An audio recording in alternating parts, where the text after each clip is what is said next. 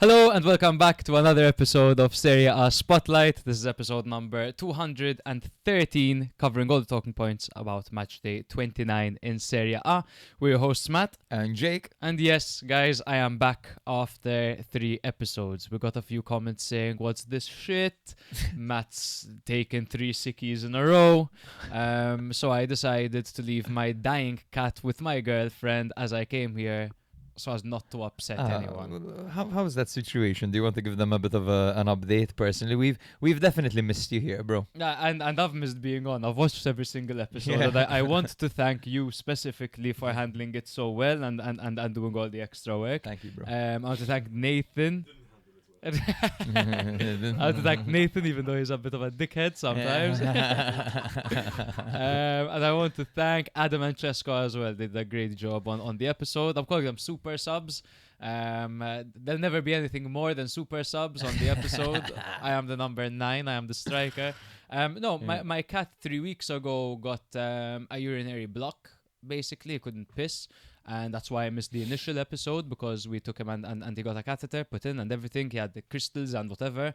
And the past 3 weeks has basically been him reblocking. And we've treated him for inflammation, for crystals, for stones, for anxiety and depression. Absolutely everything. And he just keeps reblocking. Now we tried something different more recently. And right now he just got his last catheter removed. So I'm literally just waiting by my phone to see if my girlfriend texts to say if he urinated or not. If not, we need to take him back to the emergency. So it's been 3 weeks of monitoring this just the sweetest cat in the world, and I can't wait. I really hope he gets back to how he was, man.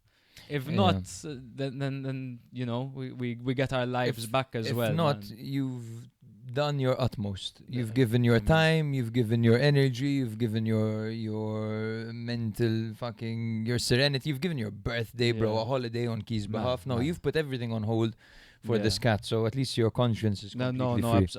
Absolutely. I was a bit stressed out because we noticed he was blocked when Key came back from holiday.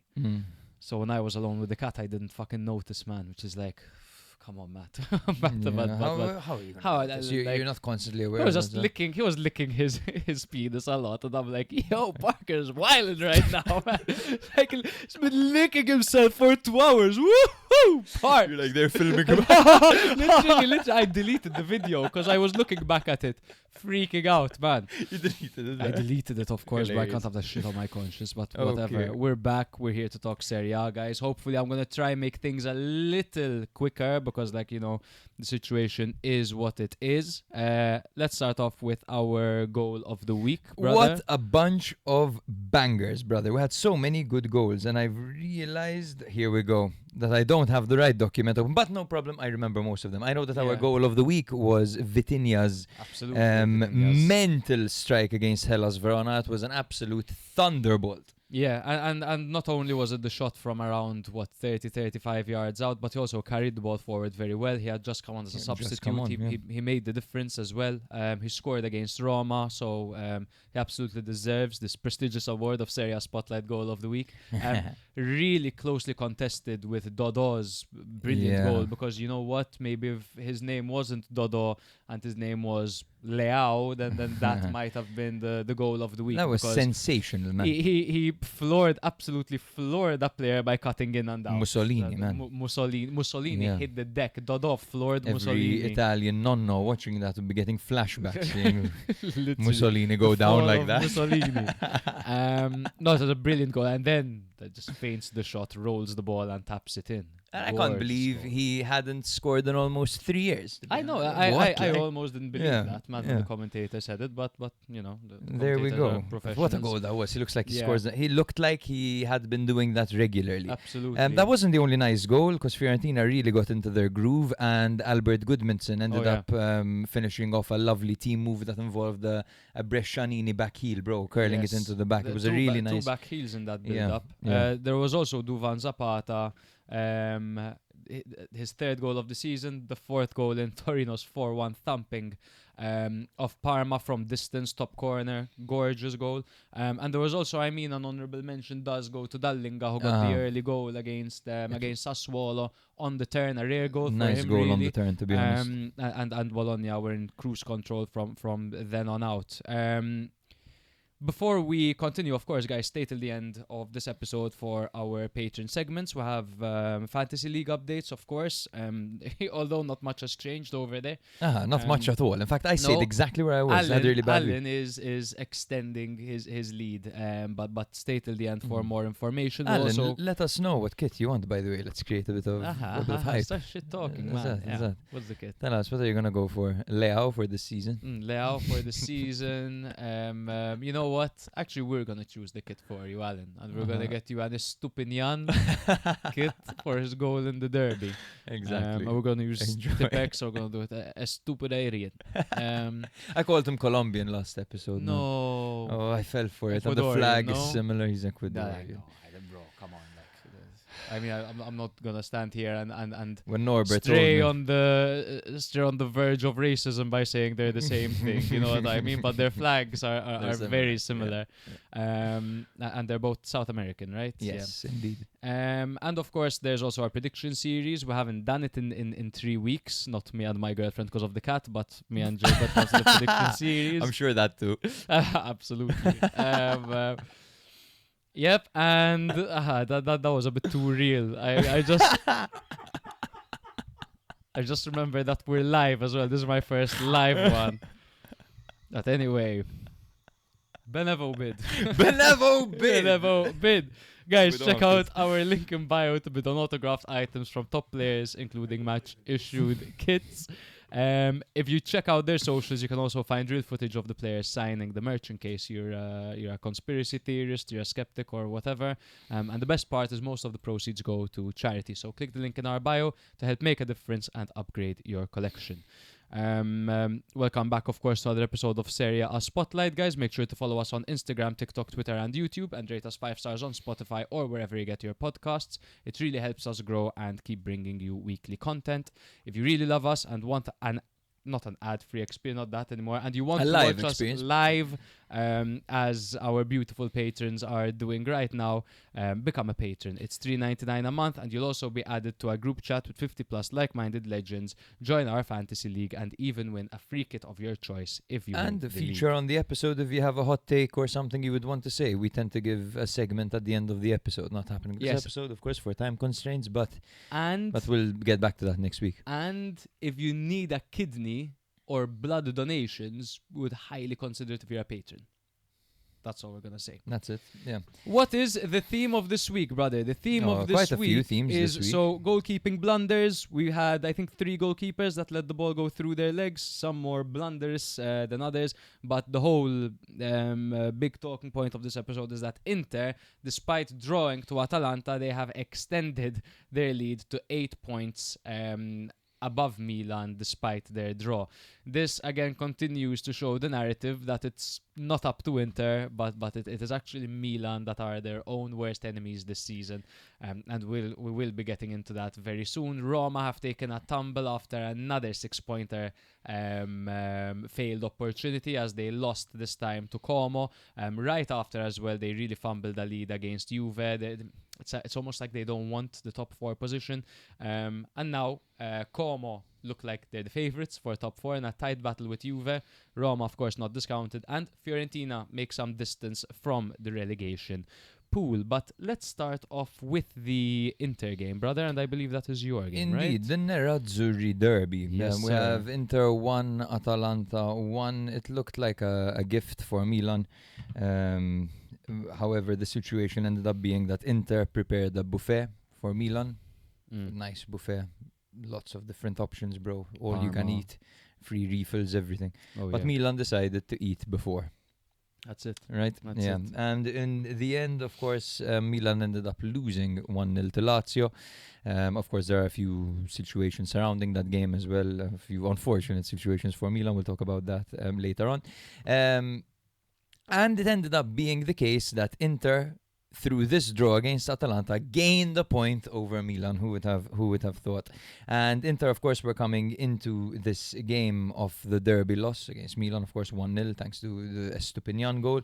And it gave Milan the opportunity to cut the deficit down to 5 points against Lazio, while Atalanta were coming off a humiliating 6-1 home loss versus Bayern Munich. And my question for you before we actually get into these, is who do you think came into this match day under the most pressure? Was it Atalanta or was it Inter? Because Atalanta as well are trying to push for a European spot. No, I think Inter though. I think Inter would be under more pressure for this because of the bottle nature of last season. I know Daniel's gonna hate that, but it's a fact. So I think they would have felt the pressure a bit more. I think the fact that Atalanta are still the only Italian team in the Champions League gives them a bit of a, not excuse, but it's like, if anyone tells them anything, it's like, hey, we're still here and you're not kind of thing. We're playing Bayern Munich, not Bodo Glimt. You know what I mean? So Exactly, bro. And it was the usual 3-5-2 for Inter, as Daniel joins the chat and says, good point for Inter. Hello, Daniel. So it was Sommer in goal with Bisek, Akanji and Augusto at the back. Of course, Bastoni took a knock in the derby and had to miss this game. Was it a knock or was he suspended? I can't quite... He definitely went off injured. Yes, he had gone off injured. No, he was on the bench, yes, for this one, so it definitely wasn't a suspension. Just not fully fit. Yeah, not fully fit.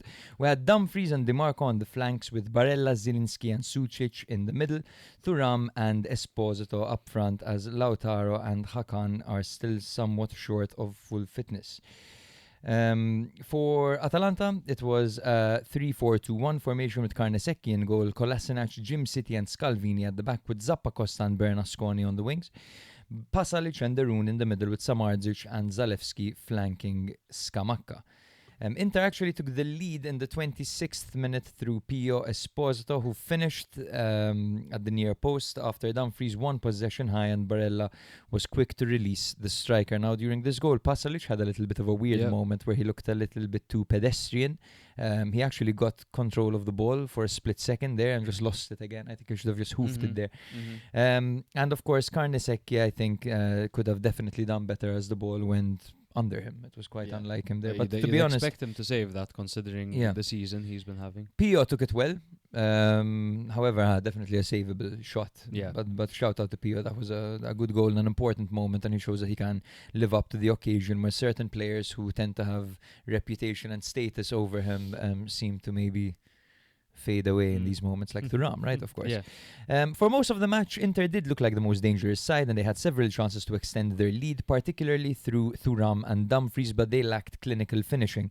Atalanta did stay in the game thanks to Palladino's pragmatism, and they equalized late in the 82nd minute when Sulemana robbed Dumfries outside the box, forced Sommer into a save, and Kristovic tapped in the rebound. The man of the moment, Kristovic. Now, this equalizer caused quite a bit of controversy because Inter were claiming that Dumfries had been fouled by Sulemana in the build-up, as Sulemana did put his hand on Dumfries. What's your take on it?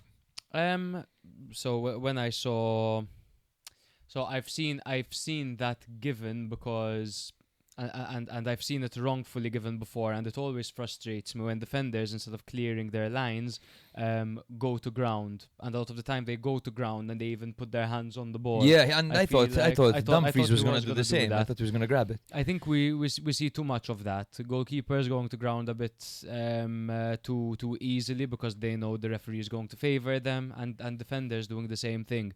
I haven't quite seen an angle that suggested it was more than the contact that you said. I know his upper leg got caught up somewhat in there was some slight contact over there, but it was more... There was no the Atalanta players' legs never went into Dumfries.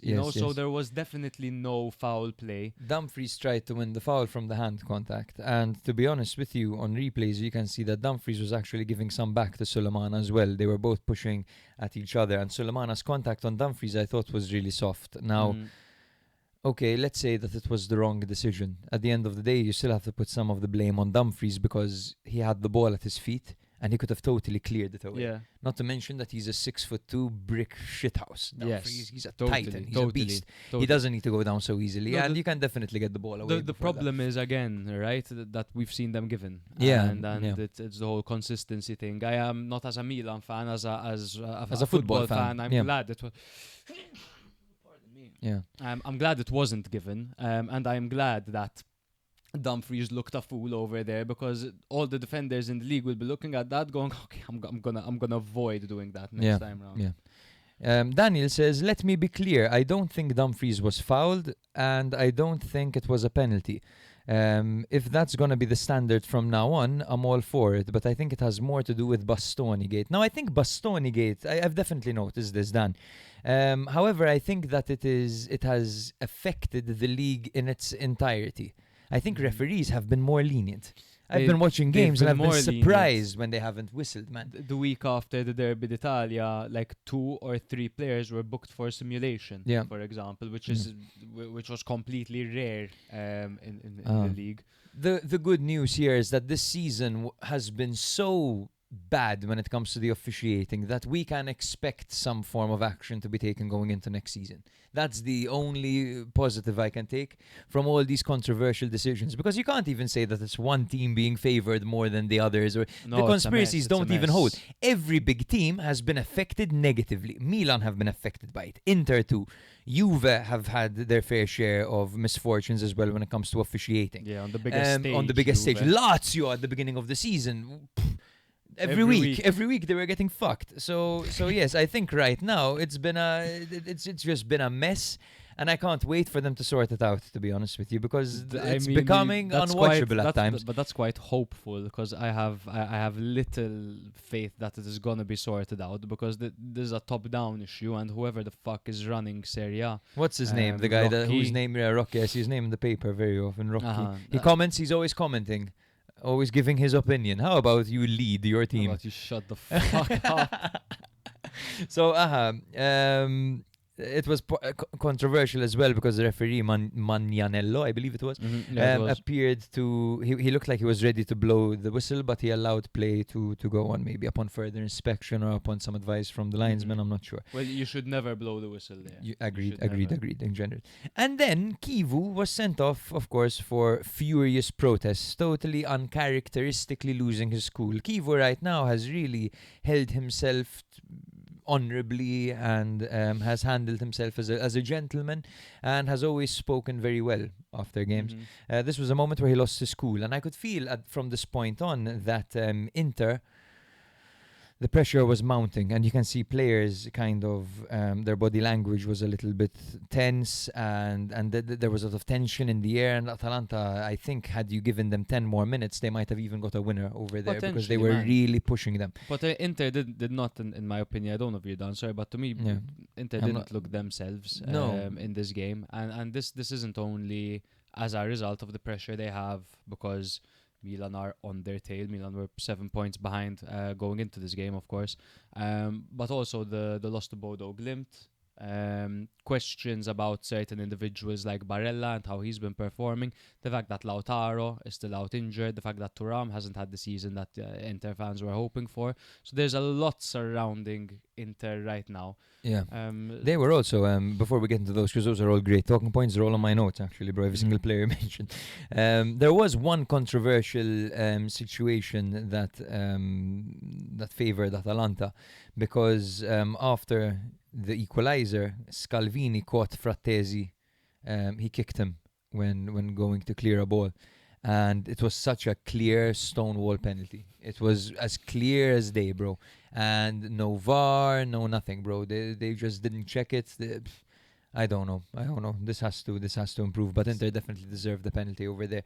Now, is that the reason they didn't win? Of course, you can't really pick out these instances.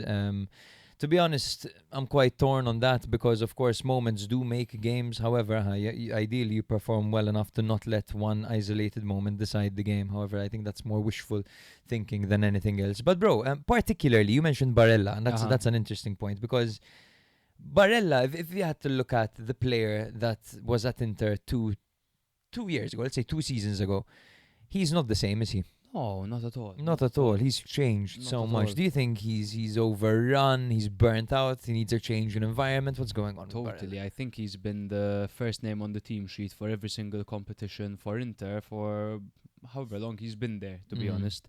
And for good reason. I mean, he's such a talented midfielder, and Inter's midfield would they went from defense to attack so rapidly because of Barella, because of how technical he is, how direct he is, the fight that he has. You rarely see players that are so technically gifted have the grit and the intensity that Barella has had throughout his career.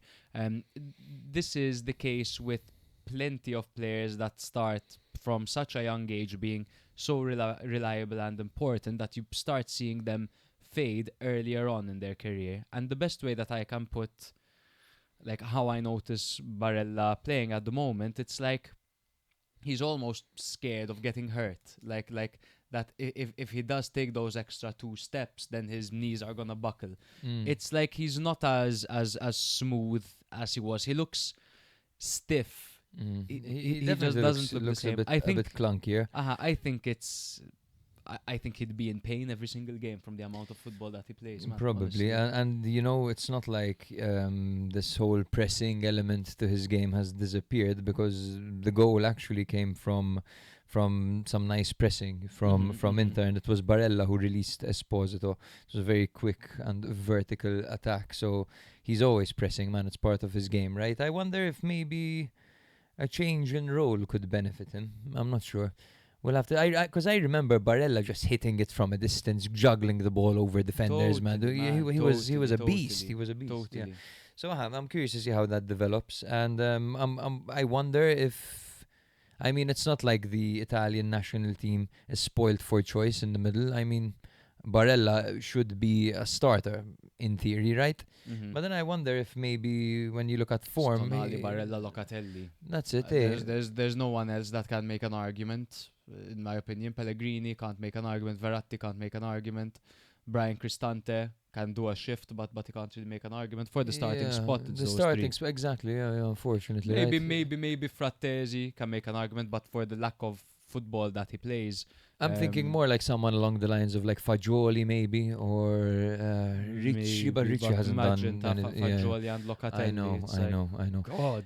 Daniel has given us his opinion on Barella. Barella has been wonderful, but he is totally burnt out. Maybe a switch to CDM can save him. I don't know. It's like he's 39 years old in a 29-year-old's body, yes. And this isn't the first player. I mean, watching Leão, it's like, I look at Leão, yesterday he was 25, today he's 36, playing as a target. Totally. Man, you know? So it's like when Henry returned to Arsenal. Yeah. That video with the music when he scored that goal, the Titanic music, is it? I think Titanic music over everything is great. Nice to see Dumfries back for Interisti, of course. Well. Lots of DiMarco crosses from side to side looking for Dumfries' head. That's a classic move for them. And of course we had the performance of Thuram, the very wasteful Thuram who does not carry himself encouragingly, let's just say that. Thuram, who I think gives his teammates a lot of anxiety, the way he looks around and swings his arms around, and you have Barella there as well. I'm sure that in tense situations, characters like Barella and Thuram really don't help the team, man. I don't think so. And Thuram, well, both Thuram and Barella, but Barella is more of a team player than Thuram. Like, he does a whole lot of complaining. But Thuram is, I don't know if it's just because he's a bit less likable than Barella in that sense.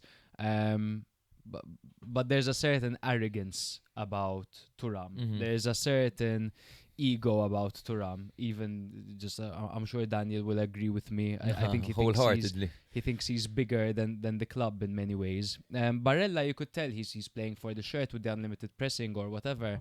I think he thinks he's better than he is, or he thinks he's proven that he's better. That he's, I don't know, man. He hasn't proved. For me, that is arrogance / complacency. But arrogance, I think, is the perfect word, to be honest, more than complacency, because and I mean, you look at him throughout his career. He had a great season. Was it last season? Yeah. He had a great season then.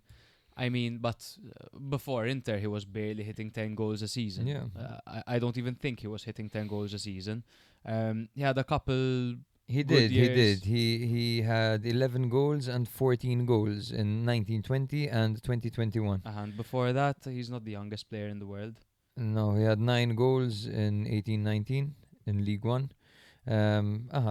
But No, I mean, he's not the most prolific striker in the world. Is my point. I definitely think he's yeah. too big for his boots in that sense. Yeah, no, he needs to get his attitude checked because right now, in my opinion, he's the fourth best performing striker at Inter. Totally, without a doubt.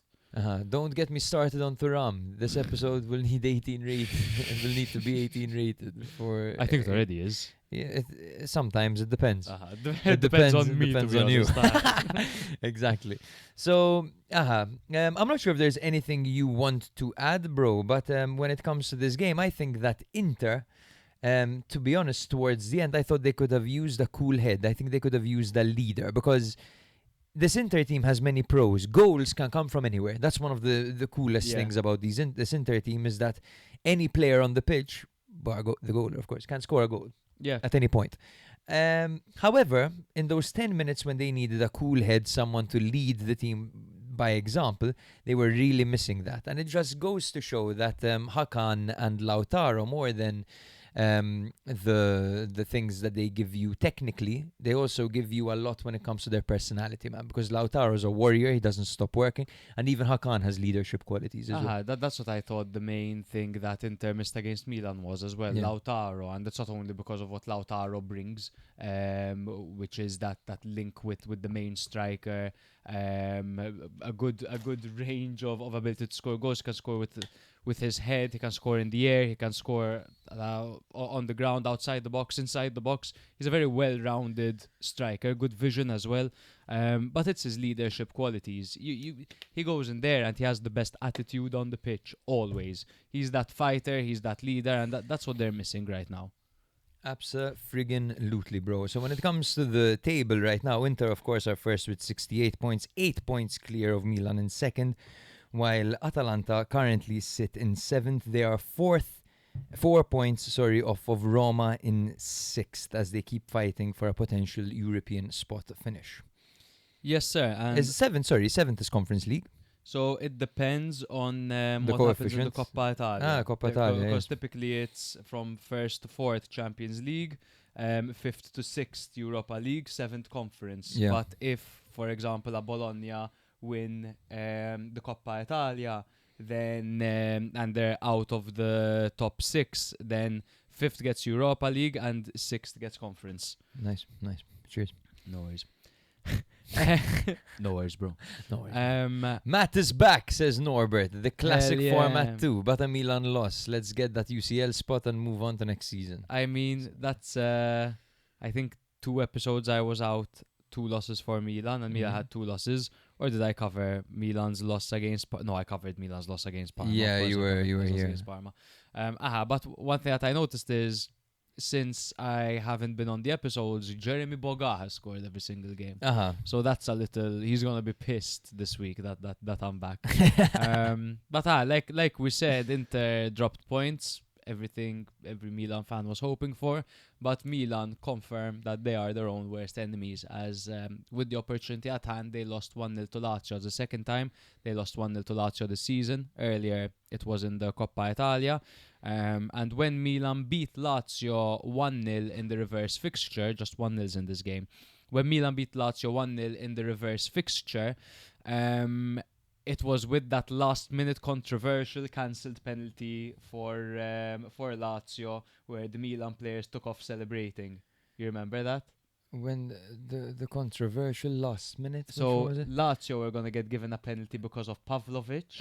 Yes, I remember. And it got cancelled. It's like there was a handball by Pavlovic, but exactly. So Lazio really have it out for Milan. But Milan collect their 3rd loss of the season, despite coming off the derby win. That's 2 wins, 2 losses, and 1 draw in their last 5. They missed Loftus-Cheek, Gabbia, and Santi Jimenez. Lazio, after being winless in 5 in Serie A, now finally have a 2-match winning streak after beating Sassuolo last week. The biggest factor this week, their fans were back and they were fucking loud. They missed Rovella, Gigot, Provedel, Basic, Cataldi, and Romagnoli. Yes, so this whole thing with the fans being back, because I was thinking to myself, why would they choose this game? Why would they choose this game? Because they have it out for Milan. More than they have it out for Milan as well. Apparently, turns out there's a gemellaggio which means a twinning situation between Inter and Lazio. The fan bases get along.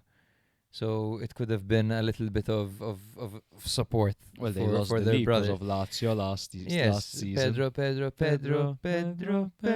But anyway, this was mental because the fans literally showed up in full force for this game when the Olimpico had literally been a ghost town for weeks upon weeks prior to this game. And now it turns out that for the rest of the season, they might not even go back to the stadium. So they literally showed up for this game, Pissed me off. pissed us off, and left. But what a vibe! The tifo was unbelievable. The players were riled up. Now we'll talk about them because I think this was the best I've seen every single one of these players play. Completely. We'll get into all of it. Yeah. They lined up in a 4-3-3. They had Motta in goal, young Motta.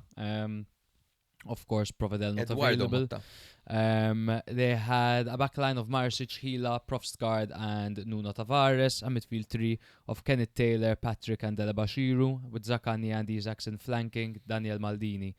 I would have bet my house that Maldini would score, but he almost. 3-5-2 formation for Milan, Mike in goal, backline of Tomori, De Winter and Pavlovic, Salamakers on the right, Estupinian on the left, midfield three of Fofana, Modric and Yashari, with Leão and Pulisic up front together.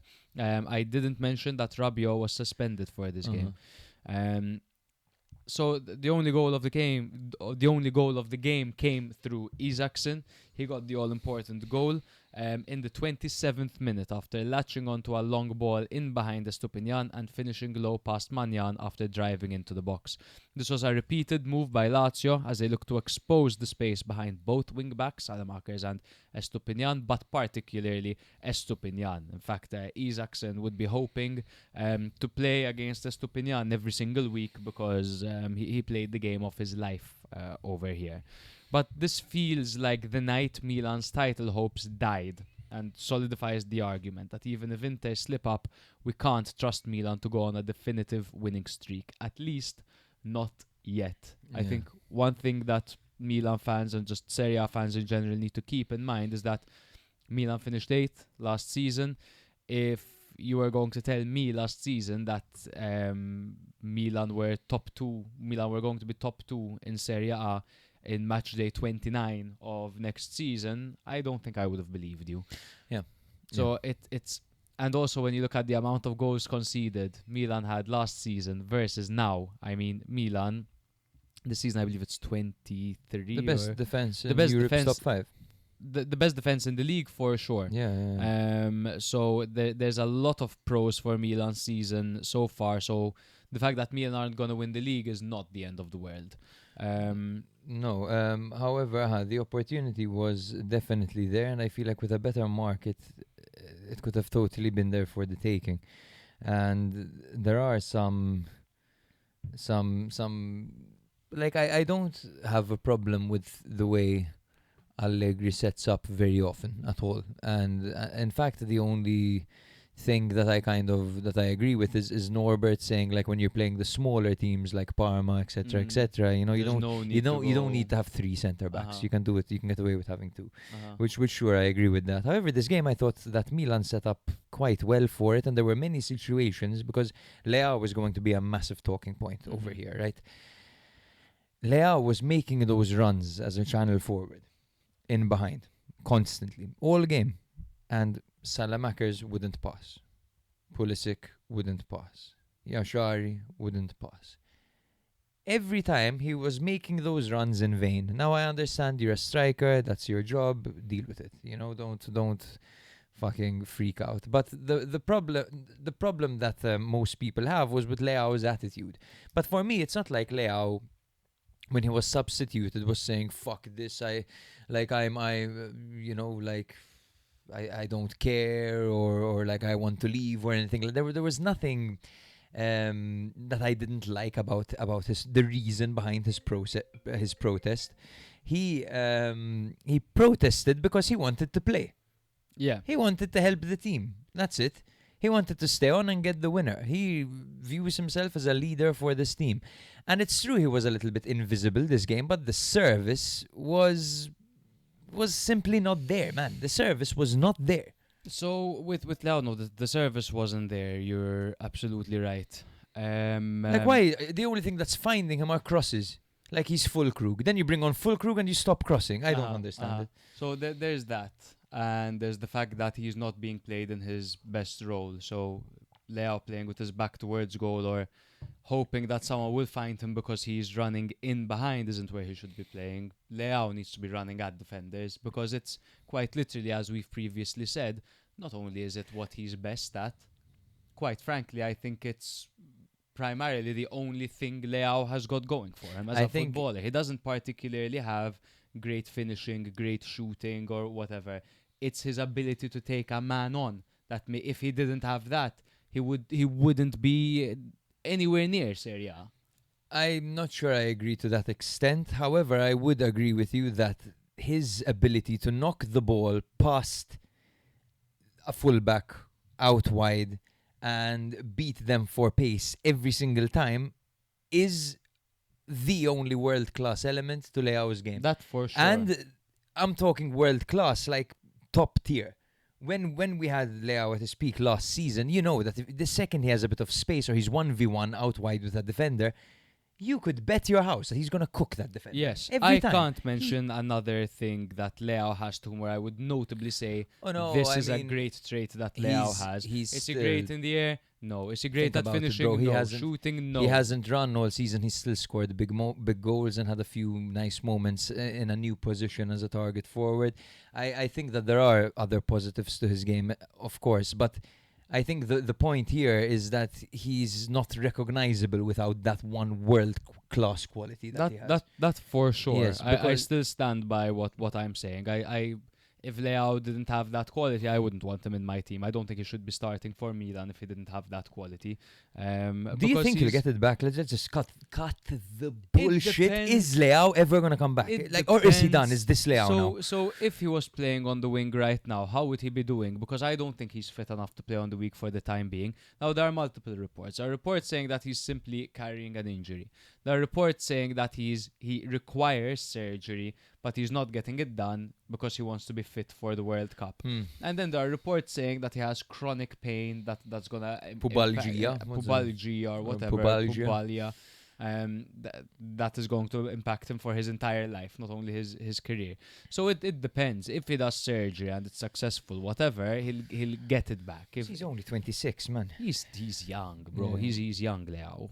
Yeah, it's just a real shame. And And I was going to say, is Allegri responsible for Leao's poor performances, or does he only have himself to blame?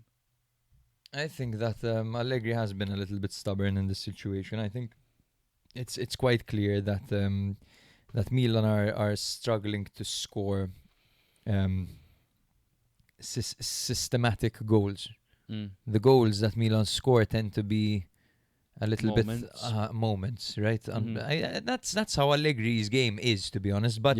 But I feel like, again, go 4-3-3. You're putting Pulisic and Leão on the wings. You might be able to get a little bit more consistency with the goals. You've got a target man. You've got two very good players in their best positions. I don't know. I think that's it. But then the thing is as well that he probably doesn't even trust the defense enough to go with two centre backs, or to go with a flat back four instead of three. Yeah. But he's setting the foundation, right? Allegri is, at the end of the day, this is the slate right now as it stands, the system that he has put together.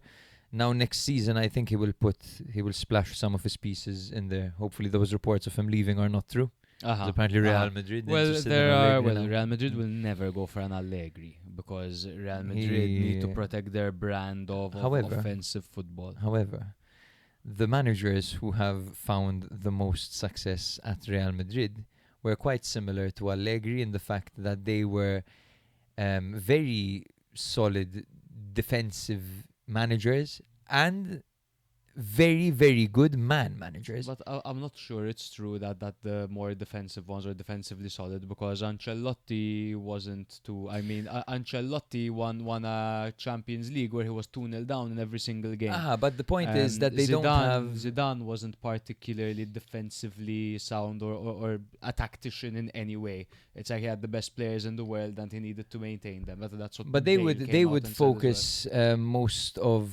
the training and the drilling on defensive work, and then when it comes to the offense, you let the players you have freestyle kind of in a way, and that's what Allegri does, literally. I mean, and I heard Bale talking to Gary Neville and Scholes and all those guys. They have really cool podcasts in a bar, like really sick. I think. And Bale was saying, like, if they did 15 minutes of attacking tactics every week at Real Madrid, it was a lot. True. You know, and I think with Allegri, it's a similar thing. Allegri will drill you defensively, and then he's like, up front, that's your game. You do what you want. Yeah. Clearly Milan need to train a bit more in that regard up front, though, because the passages of play are lacking. It's like I don't think Leão has a clear idea of what he should be doing up there. I feel like Pulisic at the moment has 2 weaker feet. When it comes to him in front of goal, he's really been lacking, Pulisic. He's really tidy in tight spaces, but then he doesn't release. The main thing, so this is Milan's average points per game with Rabiot and without Rabiot. Milan's average points with Rabiot per game is 2.35 with only 1 loss. Milan's average points per game without Rabiot is 1.62 with 2 losses. Clearly, you know, Yashari, you can tell he's a good player. You can tell he's going to be a great player. He has everything you want in a midfielder. Strength, great center of gravity, close ball control, vision, forward passing, decent shooting as well. He is a beast, but he doesn't have the quality that Rabiot has when it comes to grabbing the ball and just taking it forward to the point that nobody could stop him, running with such power and direct intensity. And then plus, I know Rabiot doesn't give you a hell of a lot defensively. He's not one to track back a crazy amount or whatever. But presence. In duels, he's a beast. Absolutely. Yashari doesn't quite have that yet. It's not down to him, but Milan could have definitely used Rabiot in this game. And just to go back, sorry, on Leão, because I missed a point on him. Apparently, as reported by Sempre Milan, who have very good sources, the board is waiting on the decision to extend Leao's contract. So they're not going to go ahead and do that yet. My only hope at this point is that it's the right decision. To sell him. Not to sell him. To wait on renewing. Is he going to get back to being the player that he was or not? Is he going to have a better season next season? His contract isn't, unfortunately, running out at the end of the season. I don't see a fully fit player. Now, if that's the case, then sure, you shouldn't be renewing him. If the pain is chronic and it's going to affect him in the long term, no way, fuck it. I mean, especially not for the salary and everything that he's worth. But we'll just have to monitor the situation. I think it's just been a bit of a write-off of a season. Hopefully, that's what I. That's what I'm hoping. Yeah. Let's move to Lazio. So we can agree Milan right now where they're at is a team that is striving for top 4. Yeah. An interesting thing as well, after the game, Allegri said we conceded more counter-attacks in the first half than in the entire league campaign, which is very true. I thought that Lazio were making the same move and always getting success. A note about Lazio: they executed the game plan perfectly. They had a fast start, they took the lead, and then they dug in and protected it. They fed off the atmosphere amazingly. What an atmosphere it was. It was the second you see Lazio, as a Milan fan, the second you see Lazio are going to have their fans back for this game. Okay, fuck. it's done. It's done. They fed off the atmosphere. They attacked Milan's weak spots, which are the wing backs, really, and they were safeguarded by a Mario Hila that makes defending look like the coolest position in football. That's what Mario Hila does when he is on, because he didn't put a fucking foot wrong. He was aggressive. He was accurate, man. What a performance by Hila. Nothing went past him. So I have to tell you, bro, while watching this game, I was a mess. I was hitting the sofa, I was biting my hand. I was so frustrated because the slow tempo of the game, and and just the fans, everything around it frustrated me, and even the way Milan were playing. But the second you see Gila crunching an ankle, a fair tackle, it's always a fucking fair tackle. He crunches an ankle, he gets up, and like you see the camera panning away, and you get a glimpse on the side of the screen of his face. He would be like this, bro. he would be a man possessed, eyes wide, tongue out, bro. The adrenaline would be possessing that guy. He feels the game. The fans fuel him, and I believe he's one of those players that feeds off the energy of the fans, and they make him better, man. You know, Totally. and there are some players like that, right? Who really feed off the energy of the crowd, and Hila's just one of them. And Hila's 25 years old, and he plays like he's been defending for fucking Kurt said this for 15 years. Yes, man. No, he's amazing, and I know Milan have been linked to him for a couple of seasons. Just good luck getting a defender like that. He's the type of defender that will, you know, I think if an Italian team wants to get him, they're gonna have to break the bank. Because Lazio aren't exactly star-studded at this point, but they have But I think he might have his contract. A top 5 defender in the league. Yes, his contract is out at the end of next season, I believe. Oh, okay, that will affect his price. So his future definitely. Can you find out when his contract runs out? I just want to give a shout out to Isaacson as well. Many of them. Or even Delabashiru had a really good game. The goalkeeper. The goalkeeper Eduardo Motta had an amazing game as well. He's only 21 years old. He played in Serie B last season for Reggiana because of course Provedel got injured, so he had to step in. Sorry, while I'm dying. Okay, bro. No, actually. 30/06/2027 his contract expires. 2027. Okay, so at the end of next season. We've got a few comments here from our beautiful patrons. I really enjoyed this match. Of course you did, David, you bastard. Leão, fire. More like the night Napoli creeped up on your asses. The Phoenix United. I can't believe Milan fans used to claim that Leão is better than Kvara. I honestly never claimed that in my life. At the time, it wasn't like Kvara was much better. Bro, I stand by this and I strongly say it. Kvara, you put him on a free kick. You put him on a corner. You put him outside the box for him to have a crack. You put him in the middle of the pitch. He needs to give a defense-splitting pass. He has all those things in his locker. And like I said about Leão, I won't repeat myself in that sense. Plus, he's an elite dribbler, and then of course, and he's so capable bending it from the edge of the air. Oof. I heard someone say that if Kvaratskhelia name wasn't so complicated, he'd be mentioned in all the debates. Daniel says Allegri would be booed out of the Bernabeu within the first 45 minutes. Absolutely. That's true. The fans would not tolerate that. Yashar is a poor man's Aslani. Come on. He only has 1 year left of his contract. Exactly. 20 million to Inter. I wouldn't be surprised with Marotta, man. Sounds like a very Inter-esque deal to get done. Tyson also says, honestly, a big pattern here that we keep seeing players who are playing week in, week out end up chronically in pain when playing after their mid-20s. Sad state of football with the amount of games. Totally, man. It's what we're seeing with Barella. It is potentially what we're seeing with Leão as well. Now, I think Leão exerts... Not that he covers more ground than Barella, but he uses more power and force with those sprints. So I think, especially when he relies on it so much to play his game, that 90 minutes of that every single game. No wonder Pioli used to let him preserve your energy, because you're gonna end up exactly as you are now. And there's most definitely something happening as well, because Leão did find himself in a situation during this game where he had some space and only one man in front of him, and that's usually where he licks his lips and loops his hands up. But this time he just turned around and passed back. Lazio, I hope you get your fans back, because when you have your fans, you're such a cool team. I want to give a shout out, of course, to Maurizio Sarri, because what would any manager in the league be able to pull off what he is managing to pull off with Lazio under such circumstances? Now, of course, 9th place is what we're talking about, but I'll tell you what, I'll go so far as to say the state is so sad that I think they should be lower down. But I think Sarri is absolutely fucking saving them. For sure. And, And Atalanta he's are so 7 good points. to them, man. Tapping the badge like no manager in this situation would have been doing that. Yeah, and they fucked him. Yeah, They're yeah. like, come, please be our coach. Like, okay, I'm back home. Like, let's sign him. No, sorry, we have a transfer ban. Pranked. See you in January. Okay, so you're telling me January, at least we can sign players? Yes. No. You're not getting anyone. You're getting Kenneth Taylor. And shut the fuck up. And that striker no one's heard of. He looks good. Kenneth Taylor looks great. Kenneth Taylor has looks been great. good. Yeah, has been good.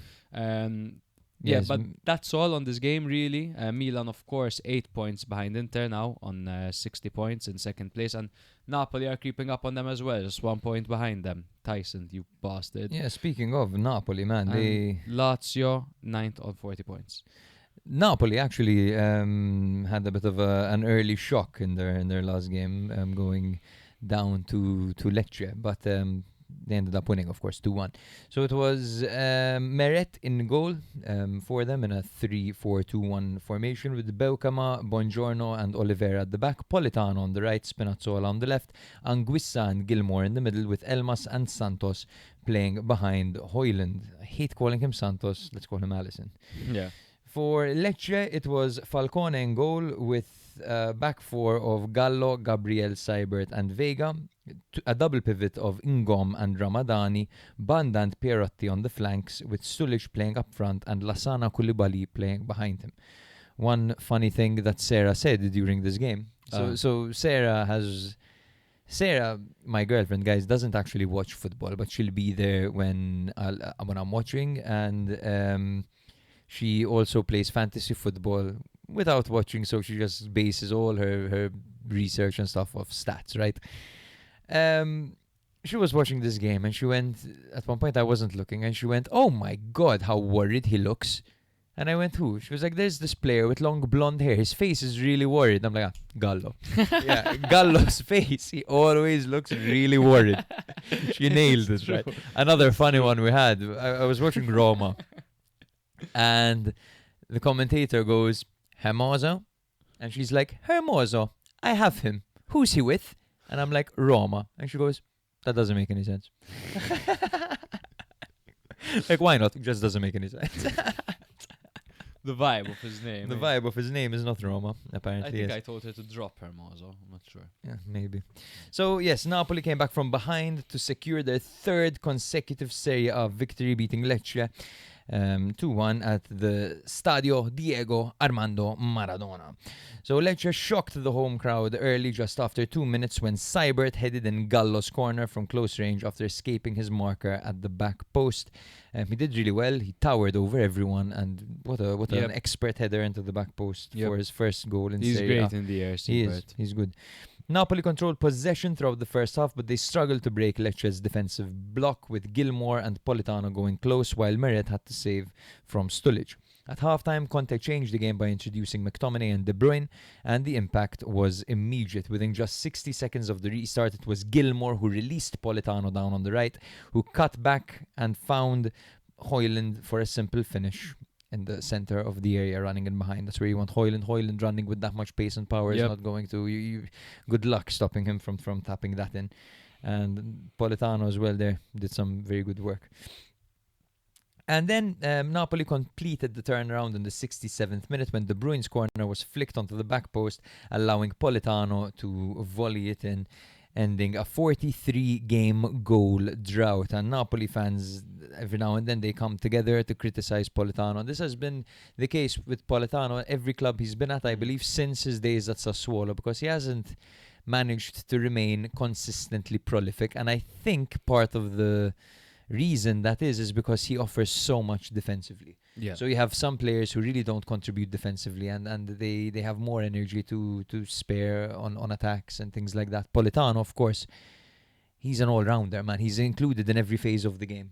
I love Politano. Man. Politano has, he'll go down in history with Napoli. He's got 2 Scudetti.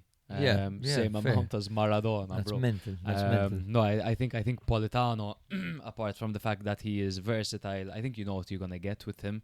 You get a player with an incredible work ethic, and you get a player that, if he cuts in onto his left foot, you're in trouble. Yeah. Because his left foot, his tira agiri are great. Yeah. every single time I'm watching the highlights of a Napoli game where Politano's on the pitch, he gets a great shot away. It either clips the crossbar, forces the keeper into a save, or those like in-swinging crosses. I might be alone over here, totally. I've never questioned Politano, and I think it's a no-brainer that Politano should be called up for the national team.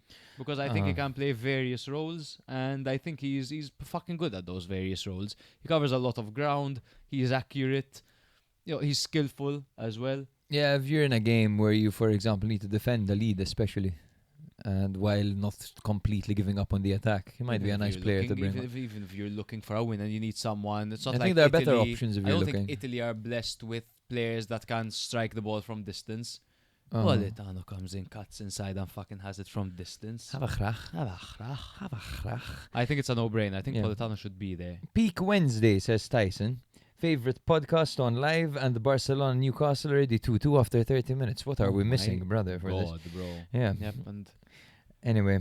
if my cat pisses, Tice, it'll be perfect for you. What a night if your cat What pisses. a night, oh my God. Politano also had a ghost goal this game. One of those where he shoots everyone, the whole crowd goes mental, the commentator screams, and they're like, never mind, side nothing. The worst I've ever seen of that is Sterling against Italy. It was. It's unbelievable, that one. It looks like a goal, even when you watch it like back. There was a funny moment and a very worrying moment. Banda. Funny or worrying, bro? It was both, because Banda had some apparently palpitations or something, shit. and he hit the ground, and there was he was stretchered off. A bunch of people, a bunch of commotion, and the camera pans left, and Miguel Gutierrez just hoofs the ball up, starts juggling it. I thought it was because of fucking palpitations. Yeah. Poor guy. He wasn't well. Gutierrez is there. But So can I still do one around the world? Do you think I should do it? God, man, read the fucking room. Yeah. Napoli are back, right? They're back. Napoli have their depth back, everything. Yes, and you can tell, I mean, they're back. I never left. They're not back in the sense that they're two players behind Rasmus Højlund are Alisson Santos and Elmas. And two players in midfield are Gilmore and McTominay. But they're easing them in, bro. They brought on De Bruyne, McTominay. Yes, but they're not there yet. I think, and I agree with Tyson over here, who said Napoli are gonna have a good season next season. I think if they manage to keep their players 10% more fucking fit than they managed this season, then they can fight for the Scudetto. Because keep in mind, they had a very busy mercato. They brought in a bunch of players, bro. Højlund is brand spanking new. Vanya is brand spanking new. KDB is brand spanking new. McTominay is still relatively new, even though it feels like he's been there for ages. Beukama, Buongiorno. These are all people that still are getting used to how Napoli play football and getting used to the club. I think eventually next season Napoli can be in contention again. I think considering the amount of injuries that they've had, fuck the Champions League, fuck the Coppa, top four. Let's focus on top four. And I think they can start next season afresh. I think they need to address a few positions. I think it would be a shame if they gave up on Buongiorno, Beukama. Because these guys, they had seasons where they were some of the best defenders in the league. Last season, Beukama. 2 seasons ago, Buongiorno. Mm-hmm. I'm a bit worried about Buongiorno. I'm a bit worried about Buongiorno because he simply doesn't look the same. But Beukama, I would give him more time for sure. For me though, it's too risky not signing a centre back. No, you have to especially, sign a bro. centre-back. One thing that many people are forgetting is that Lukaku and De Bruyne probably won't be there next season, which means that they free up 20 million in wages, man. You think De Bruyne won't be there next season? De Bruyne He's signed on a 1-year contract. I think he's on a 1-year contract, if I'm not mistaken. I'll double check that. It's not. I think it's a good thing, man. To be honest, if they can free up those wages, I think they can find someone who's potentially more reliable, someone who won't play the first part of the season, miss the entire season, and play the last bit. Absolutely, yeah. And Napoli do recruitment very well, so I'm sure they'll find. And with that amount of wages, you can really. He did sign a 2-year contract. You're right. To be fair, I'm glad because I want to see one of the greatest midfielders of all time in the Serie for another season. Call me crazy. Yeah. And there's apparently an option of extending it by a further year. Seems a bit wild to me, but anyway. It's an option. Yeah, it could be fun, to be honest. But how good has, because I haven't gotten the chance to praise Dortmund, this guy, and it's been all about Vergara. Vergara is excellent. I think Alisson Santos is different gravy though. He's better. He's sick. I think Alisson is fucking fire, bro. He is fire. And we were saying, like, who the hell is this guy? Of course, he's still young and whatever. He's so hungry as well. 23 years old, but he's a little coop. He's a little Napoli coop. Not everyone's gonna hit the ground running like Kvaratskhelia in season 1. Give this guy a few seasons, man, and he can fucking be a very good left winger, one of the best in the league. Yeah, he may not have hit the ground running like Kvara did, but he's definitely hit the ground running. He's hit the ground running. And I will keep saying this till the day I die. He shoots like Mbappe. Yes, man. Yeah, he fucking shoots like low Mbappe. driven shots to the near corner. And the first time I saw it, I went, ah! And now I'm still doing that every time he shoots. Like, ah! You expect it to go the other way. It's like, what a player. And he's so, again, man, I'm going to say it, he's so hungry. Give the man a sandwich. Like, he's so or driven. don't, because don't actually you ruin know, him. maybe if you're a bit hungry, you perform better. You ever have your lunch a bit later at work? Jesus, the emails you send in that 15-minute gap. So, bro, this was a game where Napoli controlled the possession. They did really well to come back into it. Lecce did remain well drilled, and they managed to actually remain in the game and threatened a little bit through set pieces. So Lecce are actually looking quite impressive, and they look like they're on course to survive. I know they're very much candidates for the drop. We have Cremonese, of course, who have now sacked Davide Nicola and employed Gianpaolo, the legendary Gianpaolo. So we'll talk about that later on. That hasn't worked out very well for teams in the past. It hasn't. In the relegation scrap. Not at all. And when you look at the fact that later. And the fact that Lecce have a certain Eusebio Di Francesco who's gotten relegated twice in a row. But for me, Di Francesco every season looks like he's learning so much, and his teams, honestly, but I'm being serious, man, because he started off Di Francesco as a manager who did not defend. His teams were all fire, all action, attack. And then he had those back-to-back relegations, and even the last relegation, I thought that his team was set up better defensively. They were doing all right. They were playing some nice pragmatic football. But I think this time with Lecce, man, it's the least talented team he's had out of the bunch. And for sure. When it comes to the defensive foundation, man, he's really sorted them out. And even when Gaspar took a dip and then they lost him, Siebert out of nowhere stepped up, and him and Gabriel have formed a formidable defensive partnership. What I'm going to say is Cremonese are, because they have a good team, and we've seen that they have a good team, they are at some point going to have a bounce from their new manager. So Lecce need to stay on top of it, and they need to win games, which, to be honest, they've been doing more of. Let me just pull up their most recent games. Like in their last 1, 2, 3, 4, 5, 6 games, they've got 3 wins. They've beaten Udinese, they've beaten Cagliari, they've beaten Cremonese. So technically, they're beating who they should beat. They've lost in those games. They've lost 3 to Napoli, Como, and Inter. Like, come on, man. Yeah, obviously. Exactly, man. Exactly. I'm rooting for them, man. Lecce heavily. Yeah. And to be honest, they played, like, when it comes to chance creation, Napoli only created 4 shots on target against them, and Lecce actually matched Napoli in total shots with 12 each. Their biggest threat, however, does remain set pieces, and that tends to be a trend in the modern game, right? Yeah, totally. Absolutely. And long throws. We have Daniel coming in hot, telling us Napoli, Milan on the horizon. The derby for 2nd place. He's having fun. Barca Newcastle is a roller coaster. He's having a great time, Daniel, right now. I'll just do a really lazy comeback and say, like, Milan tend to win 6-pointers, unlike Inter, but that doesn't really mean much, considering Milan beat no one else than Inter. Napoli in 3rd, 59 points, and Lecce in 17th with 27 points. They are 3 points. That's 3 points exactly off of Cremonese in 18th. Totally. Next up, Udinese 0, Juve 1. In their last 2 games, Udinese have trashed Fiorentina 3-0 and drew 2-2 away to Atalanta. Here they missed Zano, Libertola and Zemura.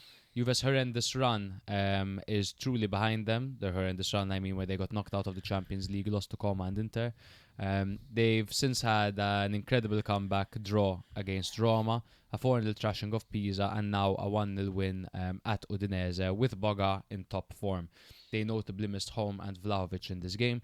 The previous encounter between these two sides was Juve 3, Udinese 1 in the league, and a Juve 2-0 victory in the Coppa as well.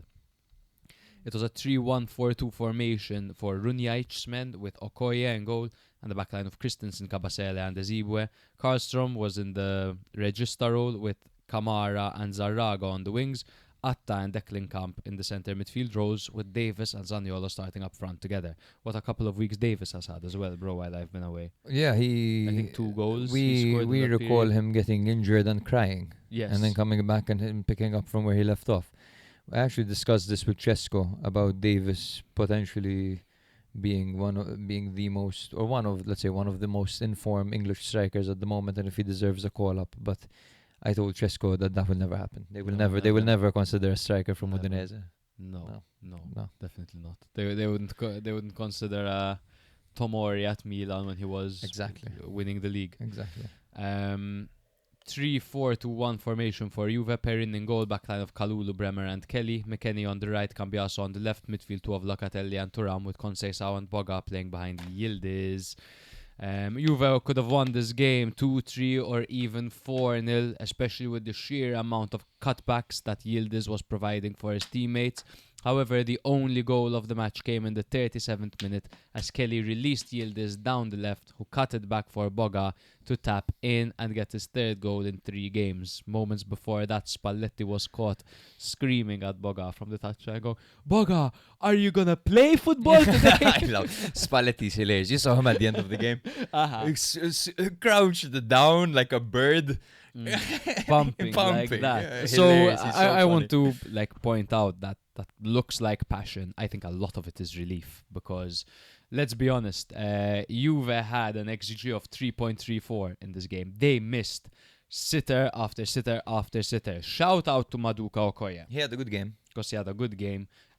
But like the save he had on Miretti, sure, great save, take nothing away. But Miretti has to do better. Hit it, yes. Hit it. What are you doing? Yes, from there you can't finish like that. It was kind of like shades of Maldini against Milan. Maldini against Milan out-muscles the Winter, turns, runs the full length of the half and passes it to Manyan. How are you letting Manyan catch that? It's weird. It's shit. And also, I didn't mention, the Winter once again looked a little bit rusty. It's like he took another step back. In that moment, yes, he was Daniel Maldini, bro. Floor him. Yeah. Sometimes he does this too much. He's growing, Maldini, physically. He's bigger than I remember him.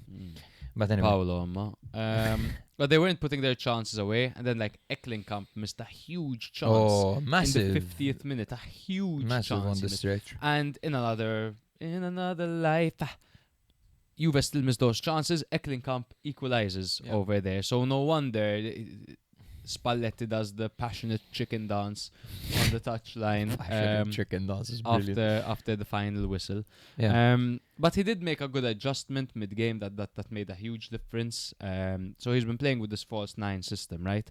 And he was playing Yildiz as the false 9 with Boga out on the wing, which is what I would do kind of thing. But noticed that was a bit too crowded. Udinese were sitting deep and there was no space centrally.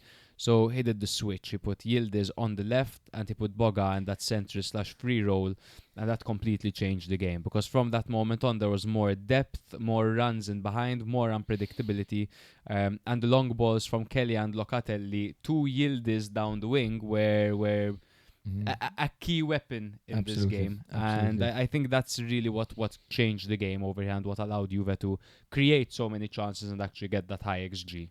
Yes, bro, and it just goes to show, right? This whole striker situation has got so bad for Juve that it's come to the point that just don't play any of them. Yeah. And I'm curious to see Vlahovic, who's getting closer to a return, man, under Spalletti. I wonder how he will fare. I'm very curious to see that. But right now, I'm loving this Boga Yildiz, and to be honest, sometimes they just both occupy space on the left, and it's Thuram arriving late. I wonder what Thuram's condition is, because he went off holding his groin. And he looked a bit off in this game as well, just something to monitor. Bro, did you expect this from Jeremy Boga? Stupid question.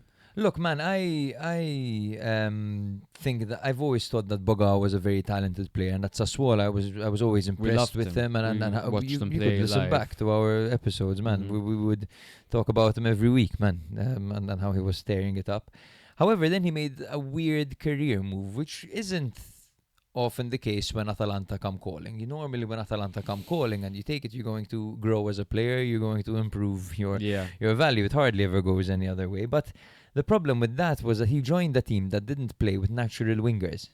Yeah, exactly. But they played with wing backs, right? Exactly. And they played kind of like with trequartisti behind the striker. And he never actually found his groove over there.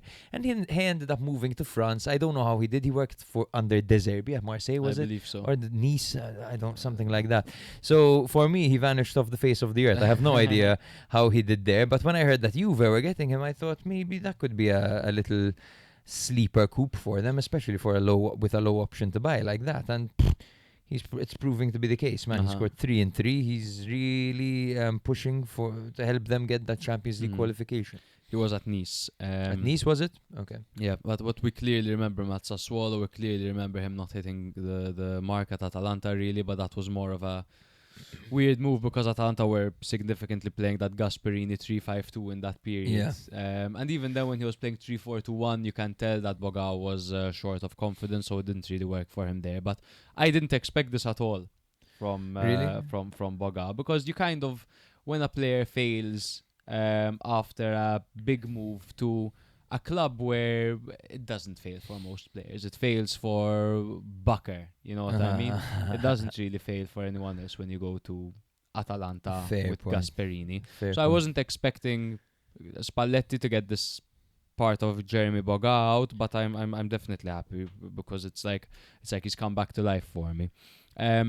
Juve are 1 point behind Como, and these are the remaining fixtures that they have left. So Como have Pisa home, Udinese away, Inter home, Sassuolo away. Then they have the Coppa Italia against Inter, Genoa away, Napoli home, Verona away, Parma home, Cremonese away. So what we're seeing over here is the super tough games are Inter at home. They have Napoli at home. Yeah. And we can say the Genoa one is tough because they have Coppa midweek against Inter. On the other hand, Juve have Sassuolo home, Genoa home, Atalanta away, Bologna home, Milan away, Verona home, Lecce away, Fiorentina home, Torino away. Who do you think has the best fixtures? Who do you think the favourites are? Como's fixtures are most definitely easier. I wonder how, because everyone says that Como play without pressure. But in reality, now the pressure will start piling Pressure's up. on. The pressure's on now. I mean, are you going to qualify for Champions League? Their fans want it now, you know. And let's not count out Roma as well. Roma, of course, they're playing the Europa League. Now, good to mention Bologna. that Roma are 3 points behind Como. Exactly. To be fair. They've got Lecce away. Lecce at home. Oh, I'm just going to say the teams, okay, fuck it. Lecce, Inter, Pisa, Atalanta, Bologna, Fiorentina, Parma, Lazio, and Verona. Tough games as well. Yeah, Inter's tough, of course, Bologna, Atalanta. But this is arguably easier than Juve's. Fiorentina, Lazio. This is probably easier than Juve's. Could be. I just trust Juve to get it done a bit more than I trust Roma. I think Como do it, man. I think Como get top Champions 4. League? I think Como do it. That's the feeling that I get. Now, it's always hard to say Juve aren't going to get top 4 because they get top 4. It's what they do, Juve. They get top 4. As much as a bit of a purist, it bugs me, but you have to say that Como getting Champions League would be good for the league because they would invest so much. Yes, they would go all in, and they would go far, and they would really grow as a team, and I think they would fucking become a staple team immediately upon their first European qualification. I look forward to that. I know there's the whole problem about they don't have enough Italians and whatever. They're a La Liga team, bro, in Serie. Team, but So man, I can't be too bothered about the Nazionale. I support fucking Malta, man. It doesn't bother me too much if Como don't have too many Italian players, and I'm gonna go so far as to say I think a lot of people should stop fucking pretending like they care about that, man. Como are a cool football team. You know, they have a lot of Italians, they have a lot of Spanish, they have a lot of Greeks. Doesn't make a difference to me. They Fair play enough. cool football. They have players like Nico Paz and Baturina. I mean, how many Italians do Milan have? Exactly. Gabbia. Yeah. And Gabbia. Just Gabbia, yeah. Udinese in this game, I mean, look, Udinese are on good form, on decent form. We know the kind of season they've been having. They went for a very, very, very deep block in this game, often with almost everyone behind the ball. No real pressing triggers. I feel like they allowed Juve to build comfortably, and they still allowed them plenty of chances, to be honest. They seemed more focused on not losing badly than actually competing. This wasn't just cautious play from them, but it was almost like they were disengaged from the game. Udinese, they had that one Ekkelenkamp chance that could have changed things, but it obviously wasn't enough, as Juve find themselves in 5th place on 53 points, 1 point behind the Champions League spots, in Como in 4th. Whilst, help me out here, Udinese are in 11th on 36 points. Absolutely, bro. While I set this next one up, can you go on Asane Diao's Instagram for me? So, yes, the next game is Como 2, Roma 1. How I wish we had some voice note or something from Cesco. If we have time, we'll give him a call at the end. This is absolutely brilliant, because when they dropped points in that comeback, who was it? Was it Juve? I believe it was against Juve, the 3-3. Cesco had sent that voice note saying, "Well done for fucking your season," etc., etc. I wonder how he feels about this one. So yes, it was Bute in goal for Como in their 3-4-2-1 formation, with Ramon, Carlos and Kempf at the back, Smolcic and Valle out wide, with D'Acunha and Roberto in the middle, Kakere and Baturina playing behind Nico Paz. Roberto in the middle. Joseph on the side. Joseph was on the side, Roberto in the middle. Villar was in goal for Roma, with Hermoso, Mancini and Gilardi at the back. Hermoso. Wesley and Celik were out wide. Kone and Cristante were in the middle, with El Shaarawy and Pellegrini playing behind Milan. Now, Como had to come from behind to beat 10-man Roma 2-1, thanks to a controversial second booking on Wesley. Okay, I was going to say, Diao literally dived. And not only did he dive, but he posted a picture of the dive. And what did he caption it, bro? 'Cause I could... That's how we do it, and this emoji. That's the tongue out on the wing. Like, I'm sorry, why don't you boo him every game? So you're booing Bastoni. And there's clearly, like, if I go one image to the right, if I go 3 images to the right, there's him screaming, taunting Mancini in the face. It's like, this is the best. Do have double standards, man. Yeah, like, honestly, like, why isn't Diao getting booed? Of course, it's the stage, right, and everything, but I mean, this is quite a big stage, you know? This was a Champions League playoff, essentially. Totally, 6-pointer. Yeah. All the comments are telling him, how was your African Cup of Nations? Which, by the way, Morocco are suddenly the champions of Africa. Oh, what's going on, man? What's going on? I don't even want to talk about it. Someone messaged me, they're like, Morocco won AFCON. I'm like, didn't that finish ages ago? Didn't Senegal win? What the hell? Like, to be fair, it was always fucked how Senegal, because they walked off the pitch and then they just allowed them back on, which is quite fucked up. But that call should have been made there and then. Yeah, I don't know, man. Absolutely. So Roma started well, and they took the lead in the 7th minute when Milan converted a penalty after El Shaarawy pounced on a loose ball from Como and played out a foul by Diego Carlos, who went from 0 to hero this game. Yeah. Como controlled large parts of the game, but they really struggled to convert their chances until the second half. Fabregas's halftime changes worked immediately. Duvikas ran onto Valle's through ball and scored at the near post in the 59th minute, really exploiting that space behind Roma's defense and the late recovery time by the defenders to track the run, in my opinion. Roma's situation worsened, of course. This was the 64th minute when Wesley received a very, very, very harsh second yellow card. It was literally a dive for a challenge on Asane Diao. And Como completed the comeback in the 79th minute when it was Diego Carlos who scored from close range after a rebound following a series of saves from Miles Villar. Diego Carlos, what a moment for him, what a moment for Como, bro. They erupted in ecstasy when this goal went, and it was scenes like we're getting to the point of the season now where things really matter. Like when people are celebrating wins more than they typically would, right? You can see that there's a certain amount of weight on it now, that not many more points are expected to be lost at this stage. And do you think that... what do you envision for Como, bro, in the next few years? Like, how big are we talking? Because as it stands right now, it seems like the sky is the limit. But in reality, what can we expect over here? Can we expect a team that's going to be challenging for the league every season? Can we? What do you think? No, I think that they're at some point Como are going to be hit by some realities, and that's how they adapt to those realities. Those realities would be losing Nico Paz, it would be losing Fabregas, and it would also be when they, enter the Champions League, etc. They need to make a certain amount of revenue through the club, which I think they're on top of it when it comes to marketing, so on and so forth, because otherwise financial fair play are going to come knocking, and they can take a bit of a hit. I think that rather than... So we saw them go from Serie B to Champions League contenders in 2 seasons. I don't think that trajectory is sustainable, but I think they should focus on maintaining where they're at right now. I don't think because they had that big a jump from Serie B to Champions League contenders that next season they're going to fight for the league, for example. I think it's still a long road. I think a lot of teams around them are in transition. Roma are in transition.